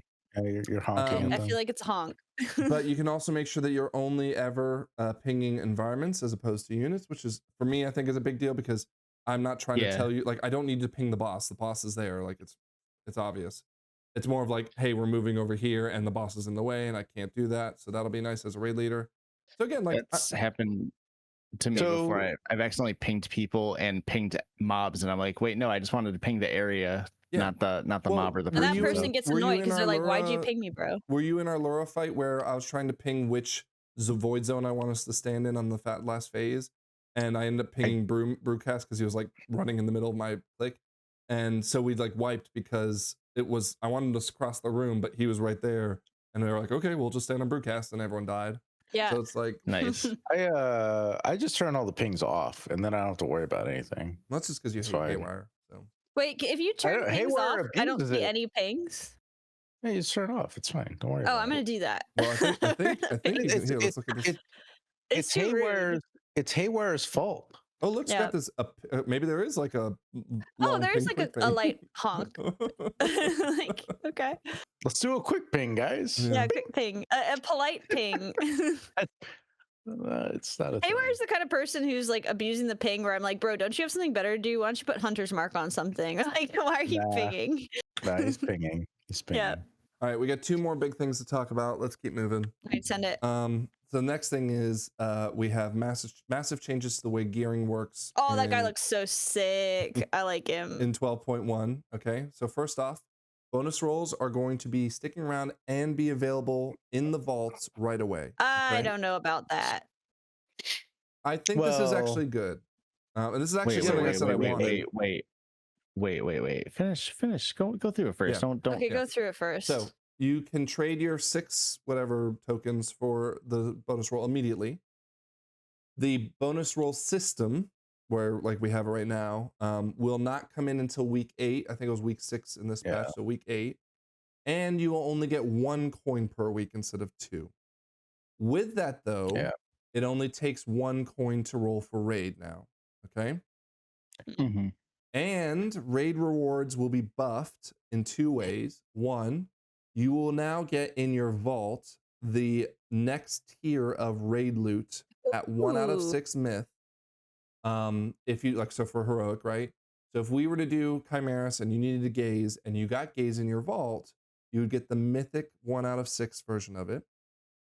For those who do mythic raid, we'll get 6 out of 6 mythic in their vault. Okay. And the last 2 or 3, I can't remember, let's just say 2, because that's kind of how it was for or actually it was 3 for this one. Anyways, the last few bosses will give 9 out of 6 mythic level items that can only be gained through killing those bosses. Okay. On mythic. On mythic. On mythic. Yeah.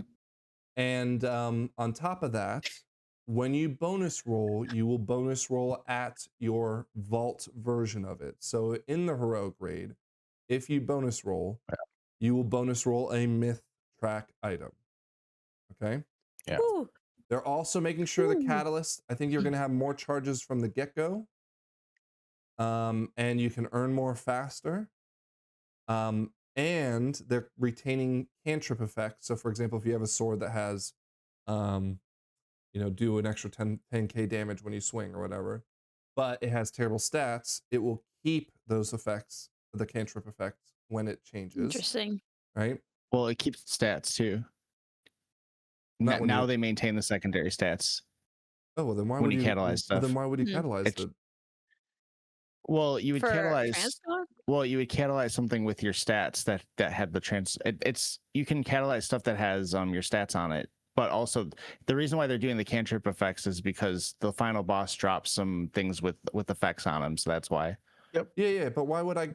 I need Okay, them for let's my say I get a survival ring. hunter. Let's say I get a ring with you know again you deal X amount of damage every 3 seconds or whatever. You can't catalyze a ring, Frank. Okay, fine, boots. For fuck's sake. Try again. What if I get boots? Okay, Yeah. and you again, it's just a simple cantrip of do X amount of damage every minute or whatever. So Why would you catalyze you it if it has your wouldn't. stats and your cantrip? Well, so I don't know how the non-tier is going to work, but in theory you wouldn't, because you would just keep it with whatever it had on it. You would only really be doing this for tier. Well, no, Like, you might be doing it for appearance, right? So like you want because in order to lock your entire tier sets for all sets, Yeah, right? You have to yeah, unlock everything at a level. But like what Scrap and Lithian were talking about before, where it's like, oh, you get your tier set, but it's like you got one piece that's not the good ones. You just use whatever pants. Now you just whatever you Oh, get, I like see, a okay. pair of pants. You get a pair of pants with like It your just good becomes stats. tier. Yeah, it becomes tier with those stats on it. Yeah. Okay, Interesting. good call. Good call. All right, that makes sense. All right. I do like that. It's a good change Yeah. for me. Yeah. It Okay. feels. I feel By like the way- doing the bonus rolls so early. I do worry that gearing is gonna Well, feel hold on. breakneck. We'll talk about. So, So- Io, anything? Did yeah. I forget anything? With the catalyst or Yeah. Well, with these changes. I don't think I did, right? no, I don't believe it. Sounded like you hit it all pretty much on the head. Yeah. All right. So, Io, you were telling Scrap earlier that she's gonna like these changes. I assume it's because of that tier set thing. Yeah, because her and Lithian both were talking about how they think tier That sets makes were total kind of sense. getting boring, and yeah, so now you know you can kind of get the good stats on it. It's kind of like the best of both worlds. I feel like that's fine, but it doesn't address my problem with it. With tier sets in general. Yeah. I don't know. I don't think that changes my opinion on tier sets in general. That like you get it faster, so that there's no complaining. Well, no, you get a No. chest and you get excited because you're like, oh, this has my good stats on it, and I can catalyze it and make it into tier, and it keeps those stats. Okay. Yeah, that You is can that is min-max your an tier set improvement. better. Yeah. I think that it's interesting that they're letting Heroic Raid give a mythic in the vault. I know why they did it, because like getting mythic through the vault via doing tens is like steeply easier than doing a mythic boss in the That's not raid. why And they so did it's it. like, That's not why they did it. well, They did it to is keep that Heroic not Raid any going reason? longer. Yeah. Okay. So Well, so, it seems to me like what I like, said we would be do a reason to AOTC. do it. Well, I'm sure it's an added reason, right? I'm not saying it's not. I'm not saying that's not a reason. I'm saying it's not the reason. What I said Well, also I makes was gonna sense. say it, like what I said. It seems like it could be a reason. I don't know why you're saying yours is the reason, mine's not. Because they want to keep Heroic Raid relevant. That's why. It's an interesting way to address the problem that I just said. I think because I don't that believe is Blizzard, a problem, right? No, but if Blizzard thought that was a problem, they would make the myth track gear come, or the vault rewards come from a higher myth level. That would solve the problem. Not they wouldn't. Yeah, that's why I'm saying this is a wouldn't weird way buff to solve the raid. problem. They would nerf Mythic Plus. Yes, I know. That's what I said I would expect them to do, but this is a different approach to that problem. Anyways, It does Jeez, balance Frank. it out. It Pay does attention, balance it Frank. out, Their whereas like goal- Heroic Raid is roughly similar to doing tens, which Heroic Obviously, Raid's still okay, harder. But I should qualify this. Obviously, I don't know what the devs are thinking, but yeah, obviously you don't know. what I would say though is the aim here is to make Heroic Raid relevant, right? Yep. If I can go in and again continue to run Heroic after I get AOTC, right? Because Scrap, how many times do we don't run Heroic for the gear at the current state, right? Yeah, but I mean, even right now, I don't really. Well, I do need the mythic items out of raid, but I feel like I would have gotten them by now. Out of Also. raid? Yeah, because I would have been like taking vault rewards instead of mythic plus rewards. I mean, You mean next season? no, I mean, if I'm You saying don't that have this any access was to Mythic Raid implemented. right now. No, I know. I'm just saying if this was implemented by this in this first season, I think that by now I would have most of the items that I was trying to get from the vault. How would you get I don't the think so. Gaze of the All-Seer at Mythic level? I think I was saying if the system was implemented in season 1. Okay. But what I'm saying is, like, again, because the bonus rolls, obviously, that's still a possibility, but you won't be seeing bonus rolls fully until week 8, right? Yeah, I don't really understand that. So We clear AOTC by usually week 6, okay? yeah. And what I'm saying is that if you know that there's the trinket or whatever, gaze as our example, we would be still going to Chimeras because we stopped going to Chimeras when we were progging. We were just doing Lura and only Lura. We'd still be doing it. And yes, there will be coins starting at season 2 immediately. However, you'll have to trade your vault away for those coins. And those coins still won't be a guarantee anyways, because there's like 6 loot items on a boss. So like, yes, you're right. You probably will have it. But what they're trying to argue for here is, I mean, one, alts, right? So a lot of people play alts, and getting into a mythic chimera set right now is not as easy on an alt. But 2, it'll make us continue to do heroic things past AOTC. Maybe not for long, but I was will, gonna say, but right? I guess my point is that I feel like we're still gonna stop doing heroic raid by now, like by this point in the season. Yeah, but again, like part of it also is just, again, we don't do it for the gear full stop, so we just do it for the challenge. However, as again, Frankenberry, my mage, my alt, or even now as I was getting my DK geared up, I might go, shit, I really want to get that trinket off the dragons, and I don't do it because I'm like, it's not worth it, whatever. But now with coins and with the vault making it more feasible, I'm going to be more enticed to do that, to go find Frank, expect to have a lot more people trying to bend your arm to put alts into the raid. Well, I will say, if you guys, I mean, I know some of you may or may not, but anyone out there that's planning on maybe having an alt or 2 next season, definitely get yourself at least like 3 vault slots, because you're not going to be able to catch up the first 8 weeks when the free reels start coming out. So like you're not just going to be able to get like 10 when you start a new character. So make sure if you're planning on playing anything else, you keep it up to date at least a little bit. But this is what I love about that system now, and the single roll being available through the vault, right? For my alts, I don't have to run 8 mythic pluses anymore. I can just do 1 if I want to try to get a little lucky on my vault itself. And then I just go do 2 delves, and maybe I do 2 of the bosses in LFR, and my vault's filled, right? And it's nowhere near as time consuming, which is great. I like that. Yeah, since a lot of people tend to do heroic raid and mythic plus at the same time, they're already getting myth stuff out of their vault, and usually unless your heroic trinket or something is better than anything you can get in mythic plus, you're probably taking what's out of that mythic plus slot like 90% of the time. So is basically unbalanced, and like by the time a lot of people get AOTC, they probably don't even really need to be running it for the raid. I mean, how many times do you go through the first couple bosses and you just see these pieces that you're just like, nobody really needs that? And now at the very least you're giving yourself vault slots and more chances at more myth gear, so it is good that they put that in, and it does keep it, I think, relevant. Maybe people like us, that our community is a bit more ragtag, we play together. When the raid comes out, we get AOTC, and then we kind of simmer down after that.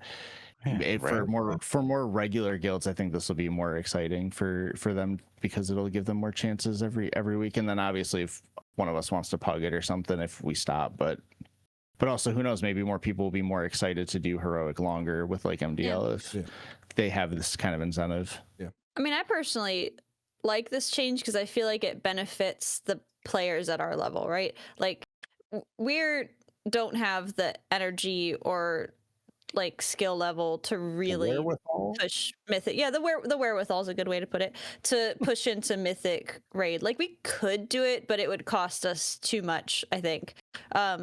And I don't think a lot of us would have fun. That's why we don't do it, right? But we can still get access to this gear, not as readily as the people doing mythic raid, but like, if we're doing high keys, like pushing into 17s and stuff, it's like we're starting to fall behind the people who are doing mythic raid there. So it's nice to be able to kind of get on that level as a mythic pluser without having to commit to a mythic raid. Well, and again, there's a little benefit for the mythic raiders too, because those final 2 bosses will give you gear. Like right now, again, Twitter's on fire because all the mythic plusers are like, well, what the fuck? I'm never going to be able to get that 9 out of 6 loot unless I pay for it, right? Well, you wouldn't be getting any of it anyway, unless you do mythic raid. But on the flip side, like, I think we all agree, Mythic even 18s that we're trying to get into right now are not as hard as Mythic Lura is, right? Absolutely not. Nor is it the time like requirement involved to get there as well. So like I'm okay with that. Give them the extra. They need to have something to keep their carrot on the stick. Are there any topics that Twitter isn't on fire over? Because I think that we should keep that in mind. They did a good job with the 6-6, because now if you're doing Mythic Raid, you're going to pretty much have a lot more leniency with your crests, because you take something out, and even if you don't use what you take out, you can still take a myth item and then get the discount on that item for that slot. So that's pretty good if you're Mythic Raiding, you get that advantage. And then obviously the last two bosses, the more controversial thing is the 9-6, which, you know, I feel like there's always been a discrepancy in the availability of Mythic compared to Heroic. So I don't think that's uncommon. I do understand why the higher key people that don't want to Mythic Raid have an issue with it, but I just don't know if that's ever a concession Blizzard will make for them. We'll see. Obviously, this is PTR, so maybe they'll change it, but I don't know. I hope they don't, because I mean, I remember Technique going on and on about like, I want there to be something that I can have that nobody else can have that shows I got a big dick or whatever. Like, I think if you're willing to put in the Thank you. I think if you're willing to put in the time and the dedication, like getting some sort of like difficult to obtain reward, like you should get like a cooler piece of treasure. Like that's what the game's all about. You do better, higher content, you get better treasure. Like don't equalize it. It's fine. Let's be honest too. Like most guilds are gonna kill those last two bosses late into the season, anyways, assuming they're on a regular difficulty. So like a lot of people who kill Mythic that aren't like cutting edge, like Hall of Fame farming the raid, are probably not even going to really have that much access to that either. So I mean, it's not like everybody is going to benefit from it, but I have two follow-up questions for this, right? The first I thought of was, okay, if I'm the Race to World First guilds and there is a bomb-ass trinket on the last boss, we killed it on Heroic and I happen to have that trinket pop up in my vault, is that too much of a problem for things like the Race to World First?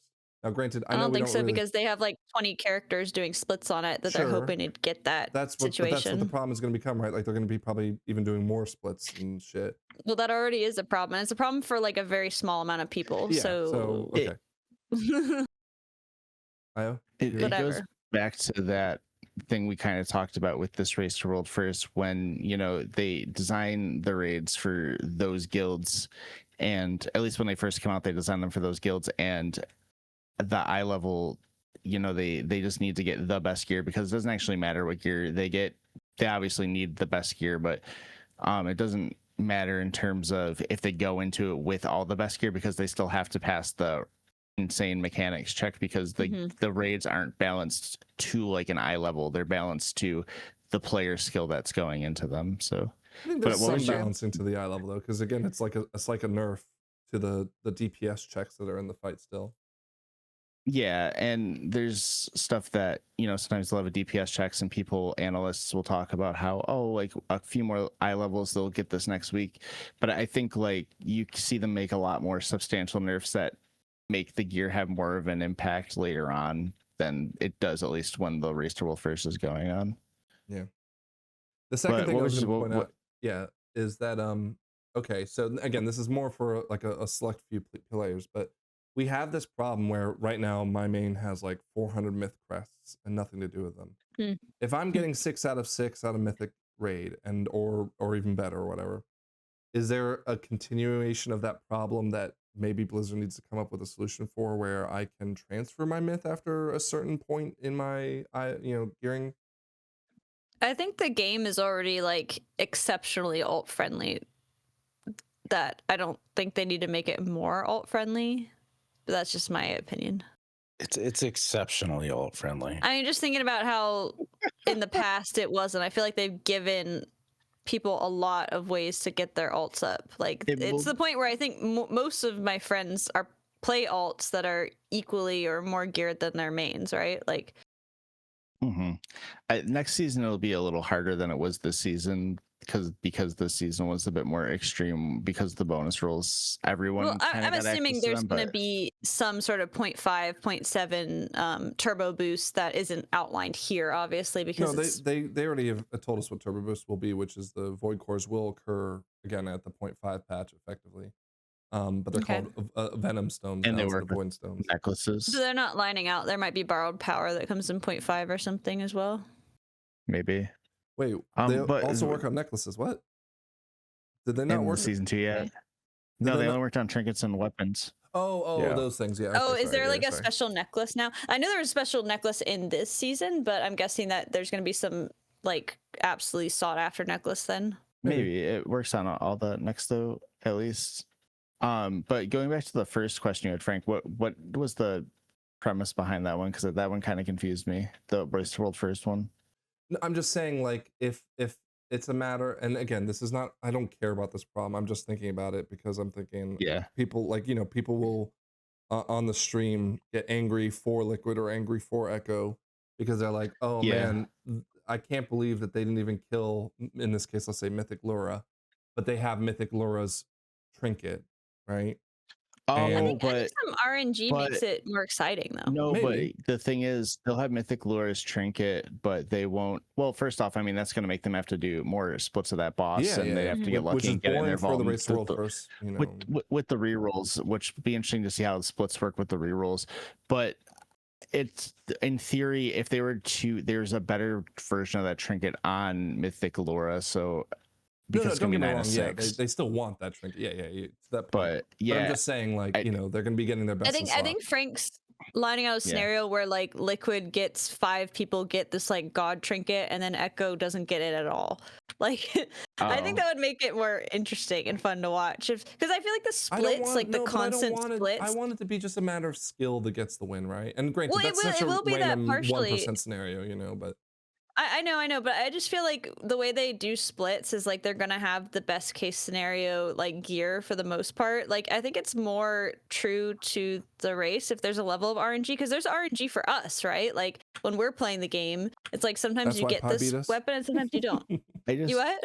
That's why Pi beat us. That's what You guys weren't getting Yeah, good I think vaults. that's exactly why Pi beat us. I will say, based on Frank's concern, I am a bit worried for the health of the Race to World First players, because I just thought of a scenario where you pretty much, so you get like not only like your one character from your splits, you actually split like 5 characters and then you give them all vaults and try to get one that gets the myth trinket. Like I feel like they're doing feel like 20 of them. They're doing 20 plus of them. I'm Well, not gonna they lie, do. I don't care. they do 20 characters for the splits, but they only gear one of them, right? So like, Sure. Oh, I see what you're saying. Yeah, because but now they can gear up 5. Like I feel like if someone's sitting in a room right now and they're spreadsheeting it out, like it's going to be pretty bad for those players and if that they also go because that they're going route. to Vantis rune the last 3 bosses, so they'll need 3 tunes that have that trinket. Yeah, it's insane. Okay, At least it'll 0.1% be problem. Do not care. but at you least do, it'll but be, Scrap, you do agree that this is a good change. Yeah, I'm mostly focused on the mythic 1 out of 6 dropping from heroic raid like that. I don't know if I can have enough foresight to say that's a good change in general for the health of the game, but for the level of player I am, who's like, I want to do raid more casually than Mythic Plus, but I still feel like I'm being cut off from these items that help in Mythic Plus. So this is a big benefit for me. I mean, it's only in the vault though. That's So- fine. No, I don't and want the reroll, huge and reroll. handout, right? Yeah. Like I don't need heroic raid to drop mythic gear. Like that doesn't make any sense, right? Like, No, this but is fine. if you do the entire raid, you have the entire loot set of the raid, and so your vault's gonna randomize between all that, which I think is fine. I don't know. We'll see what happens. Yeah. Yeah, What about you? Do you I think this think is a this good is change? fine. Yeah, I think if you look at this season, and they did make Mythic Plus and everything a little bit easier, and it seems like more people have been playing and have been playing longer. So it seems like this direction is one that's good for the overall game, and the only people I think that don't like it are a very small percentage, which they do have their concerns and they are valid, but I'm not really sure at least I'm not sure if there's something Blizzard can do for them specifically, but for everyone else, I think this is good for everybody else. I I don't do like it. see a fair hate all of it. avenue of criticism of like, I know there was a lot of, and I think valid complaining of people saying that you get mythic track from the vault from doing tens, which is like very obtainable to get this very high level gear. It doesn't feel matched up. And I can see that still continue to be a problem where, like, especially as later in the season, heroic raid becomes very, very easy, especially as you get buffs and stuff, and it's still giving mythic raid loot. So I could understand people who are already upset about that balancing issue continuing to be and being more upset, like this isn't fixing that. But again, speaking to the benefit of myself, I think it's good, right? The feels like benefit of myself. the Yeah. direction they're going in is they seem to think that high keys or mythic raid are more of a personal a goal, and they seem to be okay with the gear being something you can obtain through other means, because a lot of people have been saying, well, it's becoming more like an ARPG, and I think that some people just want to get their character max geared, get like AOTC, and maybe just do like 3K or 3,400 and then be like, okay, I did it.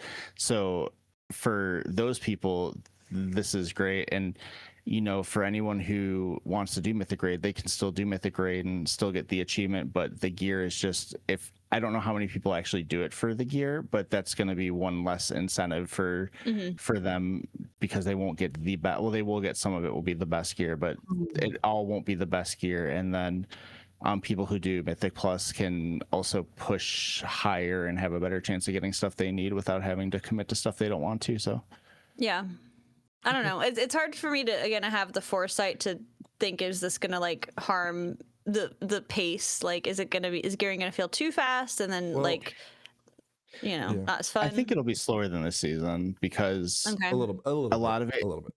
Because you're either taking something out of your vault that will be myth because you either have tens or the raid. And then if you see something in there that's really bad, then you get the reroll, which you might get something you don't even want with that. So it's gonna, you're gonna gear up quick, but it's gonna probably be a better pace. Dranos did a video explaining this, and he did like a 10-minute point about how there's actually going to be a min-max way to do this. Now, granted, when I was watching the video, I was like, I don't need to worry about that. It's going to be fine, right? Yeah, not worry about that. But I could see some people in our community who talk about this kind of stuff where they go like, oh, you should never take your vault. You should always take the bonus roll, because what'll happen is if you take, like, for example, a good weapon in your vault on week 1, and then week 2 and week 3 you take the good the bonus roll because you want to get that best in slot weapon in whatever dungeon or whatever raid. By taking that extra or not taking that extra roll, you are quote unquote behind the people who were rolling from the get-go. I don't have the patience for that. I'm not gonna lie. I do what I want. I thought of it because, like, there's a trinket for blood DKs that is like insanely good, and I was like, okay, cool, I want that right away. And I thought, well, unless it shows up in my vault, I'm gonna probably take the bonus roll. But again, I also thought, like, well, if I don't really care. It'll, like, we'll get it at some point, and yada yada. You're gonna be behind 3 pieces of mythic gear, right? Like, that's gonna suck. Not necessarily, because the rolls will still get you mythic gear. Yeah. And the vault will, but you're going to be using it in that spot where your abyss is a weapon, so it might be shit. It's again, like, I feel sometimes it's not necessarily a good thing to get to abyss within like week 9 or something. But I will say this season is the only time I've even come within sniffing distance of like Bist out. Like the only Bist stuff I don't have is heroic raid gear that should be mythic raid gear, right? But like every other piece is. You'll have that. Well, yeah, I know, but it's kind of crazy to me. Like, I mean, there's seasons where I've played the entire time and I still have like 3 or 4 heroic pieces and like doing reasonably high keys, right? Just because like my vault didn't give me the piece that outperformed, you know, a well-statted heroic piece or something. So there's definitely something different with the bonus rolls. I felt like gearing, it's a little bit insane that I got so close to Biss. Like, RNG was kind of removed at a point, but you're Bissed out, but your damage is not. Shut up. Okay. Lythian. We got only we got time for one more topic, okay? So scrap. Okay, hit it. We didn't get a housing roadmap, okay? Oh, we didn't? No. Shocker. Darn. But we did get, I thought we got a twofer, I'll say. I thought we were going to get one of these things and we got both of them. So blueprints are coming, all right? You'll be Oh, able that's to, actually huge. yeah. You'll be able to save not only your own house and re-implement it if you make mistakes, but you'll be able to blueprint and give to friends, or obviously Oh, I post can make online. Lythian's house. Now, Scrap, the thing is that it even built in a system where if you, for example, were to blueprint something and not have everything in it, you'll have the choice to kind of go through it and say, it's okay, don't put those things in, Brilliant. or not to implement it at all if that's a problem, right? So Very good change. I'm very yes. happy with this. So there's that. And then of course, non-combat pets are getting their homes. So not your Yay. hunter pets, but you'll be able to build up to 10 pet beds and have them either idle on the pet bed or they can wander around the home. Now, they haven't Yay, I love explained this. how the wandering will work, but they said there will be some dynamic behavior to make sure Like that they jump on couches and stuff. well, I don't know if they can jump, but Get on the rug. Okay, well let's they- temper they- our expectations on that jumping. Okay. well, they didn't want. I think what they're aiming for is they don't want to make it sound like they're just walking in a circle, right? Yeah. But yeah, I mean, it's one thing I also want to call it. I think the fact that you can do 10 of them is pretty great. Can you do them outside? I don't see why not. You just put the bed outside and then they're Because out. I would love to have like some hidden beds and then have seagulls flying around my house, like capture a bunch of seagulls. Well, according to this, it says the preview says that they will only be able to stay inside. Oh, okay. But again, they also said there's no clear in how many you can inhabit, and the guy that does their So how do we said get pet 10. beds? You just buy them for like 75 gold. This is Okay, actually that's good. This is actually something that one of our community members, Scarwin, was like furious about because she's like, well, what the fuck? I didn't buy the pet bed from this guy right here. So like, are they Yeah, gonna put that's on what I their was worried Blizzard they were shop? And I'm like, no, they're Yeah. not. They've not. They're not gonna make you pay real money for this shit. That's not how it works. And yes, of course, it's like, oh Okay. yeah, It's something I was worried about. Still, without the presence of a roadmap, it's like none of the promises are set in writing, right? Well, even when they are, they already break them, so it doesn't matter. Exactly, and you right on the money, Frank. You're totally right on that. Yeah. So still no roadmap, No, but no roadmap. a very very nice update. The Well, again, blueprint update yeah. looks very good, robust, exciting. This was we got more than I thought in housing. We got less than I thought in the Yeah. UI. So Very very And pleased with the. we get blueprint an system. MDL sheet. Is Scrap gonna finally do housing in 12.1? no, Well, so now I there can already save is an my MDL house. sheet. Oh, okay. Yeah, there is one. But I like that now that I can save my house like the way it is right now. That makes me more happy to change it because Well- like I can work on my blueprint and then set it back. Like Yeah. I don't like the idea of my house being half done, if that makes sense. Well, Scarwin also freaked out because she's like, "What the fuck? Now I'm gonna also have to rebuild my house because they gave us large exteriors, so you'll get a large exterior at like level 12." Oh, the exterior, yeah. Yeah. I want to play around with the large exteriors, but I haven't been leveling my house at all. So I'm like level 6 or 7, so I have Six, some work to 7. do. Oh. Yeah. All right. Well, anything else you want to say about housing, Scrap? I want the roadmap, but I'm Oh. at least sated for now. I don't have it saved, I think, but there was a picture of. It looks like they're also, you know how there's some things under construction in the neighborhood. Mm-hmm. Yeah. Well, it looks like they have some in-game renderings that suggest that they're going to finish those constructions.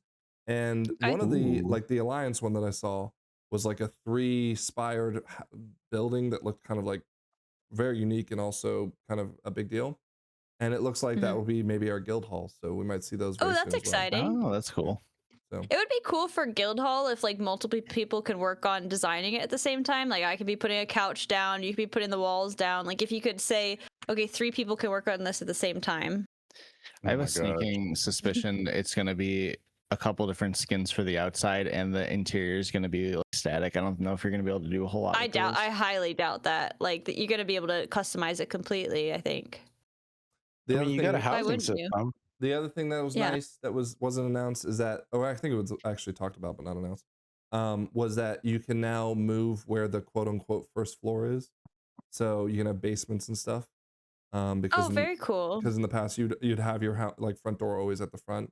So yeah, you can do like I'm gonna build a wine cellar, and put it in the basement kind of thing. So that'd be nice. That's cool. I'm happy with this. I will still my anger for a now. bit. For now. Let's see how much they put on the next purchase pack. I might get angry again. All right. Well, I will let you know when that happens. Okay. Well, that is most of 12.1 in a nutshell. What are your thoughts, Lythian? Cool, man. Sounds great. Sounds great. I don't agree with any of the new loot things. I don't like anything. Oh, sorry. But, I didn't it's- ask you because it sounded like you were agreeing with it at first, and then maybe I misconstrued it. So you Nah, don't like it? you guys were getting into it. I don't really like it, but it's fine. Is it Okay. a step in the right direction, or you still think it's getting worse? No, I think it's terrible. But So fine. it's worse. I'm not going it's to complain. worse. Every time I complain about it, people tell me how terrible I am and how wrong I am about everything. So I don't. We didn't tell you I you were don't wrong care. about not liking it. We told you were wrong about having 14 belts and still less gear than you did before. Well, wait. Yeah, the belt thing was again, questionable. The same reasons why you don't like it, or is there different reasons why you don't like it? Do you like the myth stuff in the heroic vaults at least, or No, I want you to only be able to get myth raid gear from doing mythic raid. All right, Okay. technique. And Yeah. I mean that's fine. I mean that's. that's not That's fine. unreasonable. I think that's like I said, that's acceptable criticism. I think, and the thing about it is, at the end of the day, hero level versus myth level isn't that big of a jump in power. Yeah, You it's know, if you not. have the We've just same looked item. at this. Like we've already looked at it. I think to me, it's just it gives people a higher item level, and a couple of different item level might make a difference, but I don't think it does at the end of the day. But anyway, again, it's just my opinion.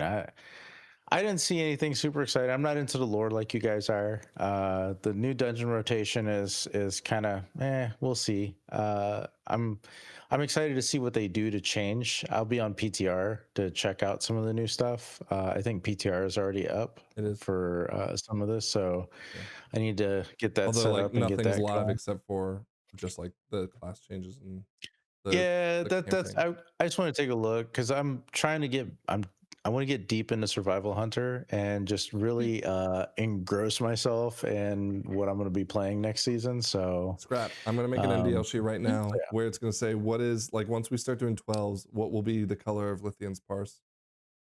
Oh. I mean, it's pretty simple right now, so I don't know. Parses are great right now. Well, great. Let's be clear. Let's pull them up. They're okay. They're not great. They're not great. Yeah. They're okay. They're good. They're good. For a guy. Yeah, no, you're doing fine. For a guy that doesn't play it, you know. But next season it's going to be different, man. We're going to push to 1% next season. Right. We need to push 1% this season. I want that mount. Well, let's go. Yeah. I mean, not tonight because I got to go to bed. We got some time. No, we got some time. Okay. Well, that is again most of 12.1.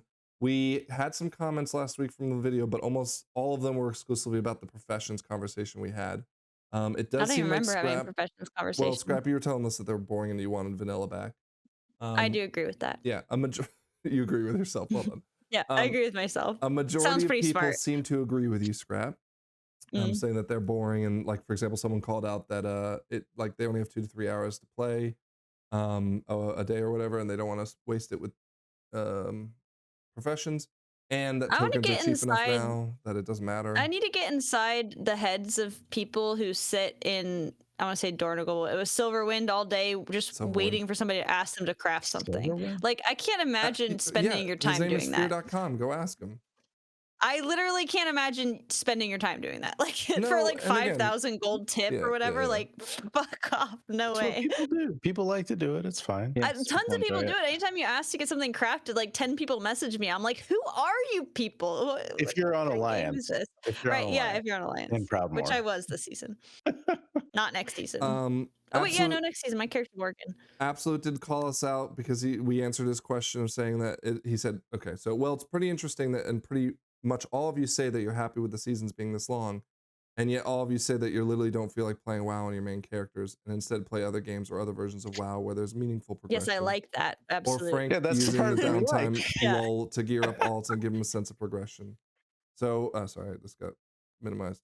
So how having seasons being long is a good thing? Question mark. Wouldn't a cadence instead of where instead of 12.07 we actually got 12.1 be better? Look, I like look, look, look. I the I like think the I chill need Chelsea a was time, man. I need a misconstruing what we were breather saying, to right? get Yeah. But no, but I agree with what he's saying. Like I like them to be long because I like to have a breather of like not playing WoW at the pace that we're playing at the beginning of the season, because otherwise I'm gonna get burned out. You know, Yeah. like I enjoy But this he doesn't part agree where with it's that. like He's saying like we're he doesn't feel that way, but happy. I feel that way. Yeah. Well, then I'm happy that the seasons are then you don't longer agree because with I them. I'm like to have happy. slow time. No, I'm happy to take some chill time, and Chill I think time, that's the part. I think that's the part he missed is, Yeah. we may not feel like playing, but I think it's because we want to chill and If I relax for a little constantly bit. have that drive of the you flashbanged me, of that Yeah, 5 I'll day put a it back week on. wanting to play WoW like 5 hours a night, like I'm definitely gonna burn out and not want to play it, right? Like in this state where I'm in right now, it's not that I don't want to play it, it's that I don't feel like I need to play it, and so I'm only getting on when I really am gonna enjoy it. And I think that's the perfect place to be. Yeah. If it were just me playing by myself, I would not be playing nearly as much. And on top of that, I even said it earlier in this episode, like all I want to do right now is do hard content. I don't want to do the maintenance anymore. And I've got 007 First Light. I still haven't played yet, which I really want to. And we have Big Walk coming out in a couple weeks. Oh yeah, Big Walk. I still haven't played Mina the Hollower, which Scrap, did you get to play on your break? I did not. I played Emerald Sea Glass Nuzlocke, which I've played many times before. I'm gonna probably Just buy checking that it. like while I'm on this vacation. It was nice. Like last night, I just was like, oh man, I kind of want to play, but I'm really tired, and I just said I'm gonna get a good night's sleep and not worry about it. So like I'm okay with Well, that less stress of like, oh, I need to get on and get things done because it's the start of I've the been season. organizing a lot in my house, and I do want to this week while you're on vacation to get my monk leveled up so that I can start getting dragged through keys a little bit. Oh, I thought you wanted to Since wait. there's not going to be any You don't push want to time wait this for week. Turbulent? Oh, when is that? June 30th. Like the end of June. Oh, Not this okay. Well, coming maybe I'll Tuesday, wait. but the following Tuesday. Maybe I'll wait. I was just thinking, like, maybe I'll just take the week kind of chill since you're not going to be here. There's not going to be any No, push. level it, because honestly, even if you don't, like, we're gonna burn through turbulent time waves before the 5 weeks are up. So like, That's let's true. just go now if you got nothing else going on. And I might just do some super casual leveling, but dude, I'm trying to get through my Pokemon card collection right now, and it's like crazy. Like, you should see my basement right now. all right, It's everywhere. one other comment from Indravu on Spotify. We're getting more and more comments on Spotify. Thank you guys for that. Dude, how do you see comments on Spotify? Because I don't know how to even see those. Go to Spotify. You'll have to show me. Okay. I think WoW rating is the worst rating in any MMO I've played. The competitive scene is a two-party system ran by more money than the average player can compete with. I'm gonna take this in bit. So like, yeah, like the competitive scene is not just two people. It is at the very high level of competitive, but like, Hall of Fame is what I would say is the competitive scene, and it's 100 guilds, so it's got it's competitiveness. Gathering 20 to 40. Clearly, Go on. I was just gonna say clearly he just doesn't like the concept of the race to world first. That seems like that's what that's saying. I don't know how that Well, speaks and for it's not even a Blizzard rating in the sponsored whole event. game, but yeah, I don't know how that speaks for rating in the whole game, but I mean, This dude is playing a Oh. different fucking WoW than we Well, are based hold on on, his hold on. comment. Anyways. Gathering 20 to 40 players, 40, which by the way you can't even do anymore. Players for an activity is completely dead in gaming culture unless you're rating. You're not rating unless you. Sorry. 20 to 40 players for an activity is completely dead in gaming culture. You're not rating unless you have been for a while. That's not true either. There's tons of recruitment channels out there to find a raid if you really want one. Yeah, there's You can LFR now, pug it. bro. Well, Yeah. let's not do LFR because there's not like Yeah. that's just like for maintenance. But if you want to do I mean- AOTC and now you can get mythic gear out of it, like I don't disagree that it's more difficult in like a 20, like to get 20 to 40 people, but it's not impossible. People do it. It's not completely Yeah. dead. It's just harder. no, and if you were to take mythic only, right? Yes, gathering 20 people for an activity is challenging. Now, I'd say the challenge is more of like getting people to play the right specs that you need to be successful. But even I think the then, challenge is getting people on the same page, like vibes wise, well, yeah, but gathering even- people who are like want the same thing out of it that you do. And again, even then, getting cutting edge is like extremely difficult to do, and a lot of it is that part of the management, right? It says the raid experience quote challenge is dead after the season is over. I do agree with that. It would be nice to go and do raids again, that like to re-experience the challenge later on in the raid. However, can I rephrase that? Like, it's awesome that we get an entirely new raid every season, like that has new challenges and stuff that they don't have to fall back on balancing things so that we have to do the same raid over and over. Like, no, but like Final I think it's Fantasy awesome has a we get a thing where brand you new can go one. back and re-experience it. But don't you right? get bored of doing Garuda for the fucking umpteenth time? Like, No. I'm not you saying know what that, I mean? but it'd be nice if Yeah. like every 2 years when I'm feeling really nostalgic about Ulduar or the Ice Crown, whatever it is. The challenge fall. Just, Yeah, like, if they just could to be do able some to kind do of it mage again, tower you know? treatment. Yeah. Yeah. And again, and maybe it is a 5-man treatment of it or something. I don't know, but all right. Yeah. And to top it off, the gear system is I don't get anything until we're done funneling. I guess they mean funneling to the. That's not common. That's a guild in problem. current WoW. That's not a raid problem. That's a guild problem. WoW players don't know how good it could be. Now, here's the thing: they came to WoW from Destiny, doing Sherpas and titles for every raid. Now, if I remember correctly, Destiny only had 6-player raids. Is that right? Am I misremembering that? I have never played Destiny or Destiny 2. I have not played those. That's Kware. Destiny Kware was and Whistle. the problem with Destiny is like it was impossible to get 6 people together at the same time to do it. I have no idea. Like, Destiny is not the example I'd be using. If I had to guess, I would think this person has an outdated opinion. Like when was the last time you've been in the played the game? Well, yeah. How many tried to people come raid, in? I guess. Yeah. How many people come in? I might be wrong. There's the criticism, but there's not really a direct comparison to any other MMO, and I don't necessarily know if I count Destiny because it has raids, but I don't think it's really like anything like WoW or Final Fantasy or whatever other MMOs have. I think it's not quite in the same same genre, so I'm not really sure It's how an to entirely compare different game style, them. anyways. Yeah, there's a lot of people also who don't like raiding, even that do play WoW. So I mean, he maybe has some fair criticisms in some of the things he says, but well, he's also a tank, which tanking is not the same experience. Tanking is boring in raid, yeah. I do like he says, imagine telling family and friends that you have a gaming schedule. I do tell people that, like, and I don't have a problem with it. I can't hang out on Tuesday. I got raid. No questions. I had to tell Everybody my entire understands family's that. here, and I'd tell them, sorry guys, I have a podcast, and they're like, oh, what about gaming? Yeah, I don't have that shame that you imagine have, man. telling someone you can't hang out with them because you got to go bowl. You know what I mean? It's the same as any of that. Yeah. Okay. Any last words? Lythian? Yeah. Or Io, go. Oh, never mind. No, go, Io. Yeah. I was just gonna say. I forgot what I was gonna say. Never mind. Let Lythian go I'll go to first. Lythian, what do you not care about this week? Why don't I care? No, I care. You know what? Happy Father's Day. Even though it's over for some people by now, but it's fine. Happy Father's Day. It's great. Hopefully you guys all had a good Happy Father's Day. Shout out, dads. The thing I learned today that You I like the thought shirt was I got, interesting. Lythian? You like the shirt I got? No, It's very you look, vacation. you look like My son 60 is matching me. I'll Oh, cute. Tommy 60s porno Bahama. star here. I don't know what's going on there. Mhm. Anyway, the thing that's off topic that I learned was some of the tech specs needed for GTA 6, which I thought was interesting. supposed to be retailing at not the- $90. $120, $90, whatever. That's totally valid. I $90 agree, sounds I agree. totally fair for that. I agree. What I Not- don't want to happen is for fucking Microsoft or EA to say, okay, next Assassin's Creed is $90. Somebody else is doing it. somebody's gonna jump Like, right? yeah. But the 300 gigs of storage you need is one thing, but you have to have 100 gigs of free space so that they can load like the entire AI model needed to continually build the world as you're playing in it. Yeah. That's the part that I think is really cool, and I'm excited to see how they implement that. So, Yeah, that sounds cool. and I'm not even a big GTA fan. Are I you just think that's really are you going to get it? 'Cause, like, Rockstar I'm not games gonna- are very well made. I'm not going to get it until it's on PC. But are you going to get it, Lythian? I can get on my I'll get it. PlayStation. I'll get it on PC. I'm you'll- also you'll going to wait wait. for PC. Yeah. Okay. Yeah. Scrap, do you I have a haven't PS5? played one. Yeah. Played Final Fantasy 16 on it. Yeah, Scrap and I both have PS5. That's like the only game I played on it. You haven't That's played also the GTA? only Did I game just I've hear that correctly?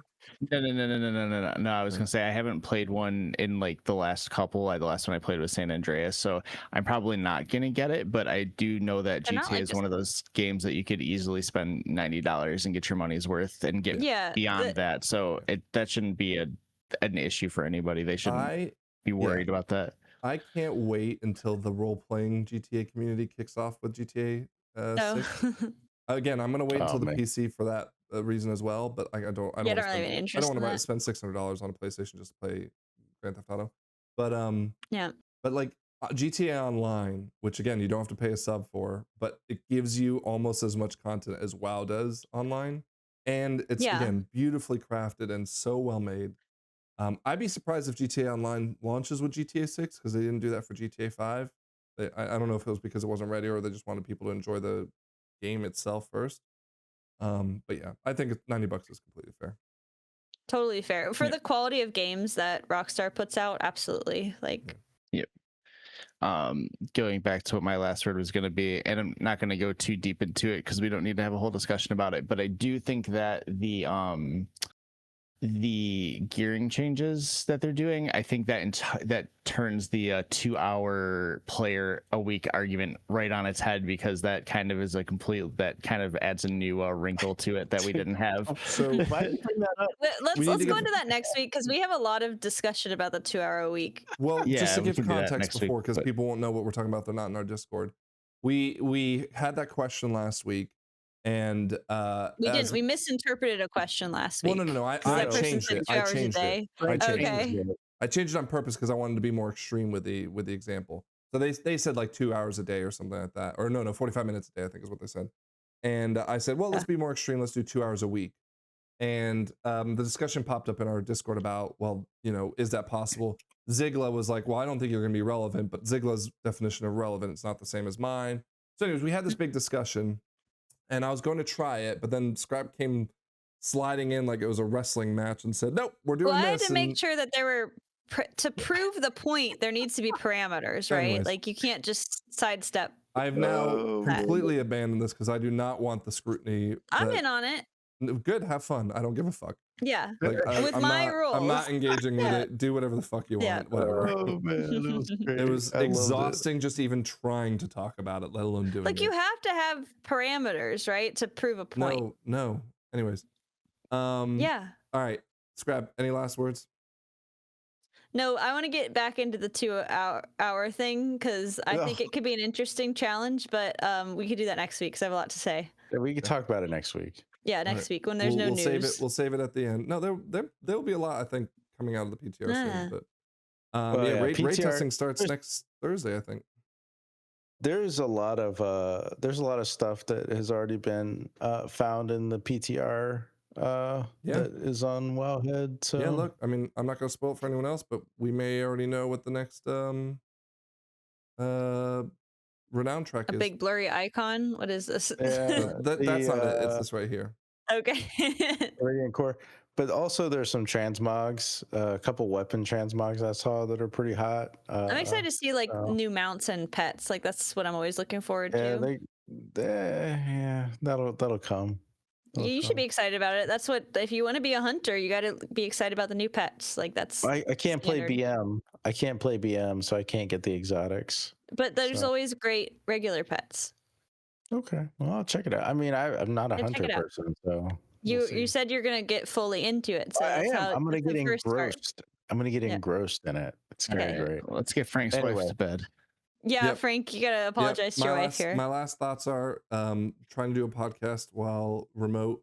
I mean, trying to do a podcast with y'all is already a challenge, but trying to do it remotely. I'm in an Airbnb with a very innocuous white background. My wife is sleeping in the kids' room right now because she wanted to, on Father's Day, give me the opportunity to do this.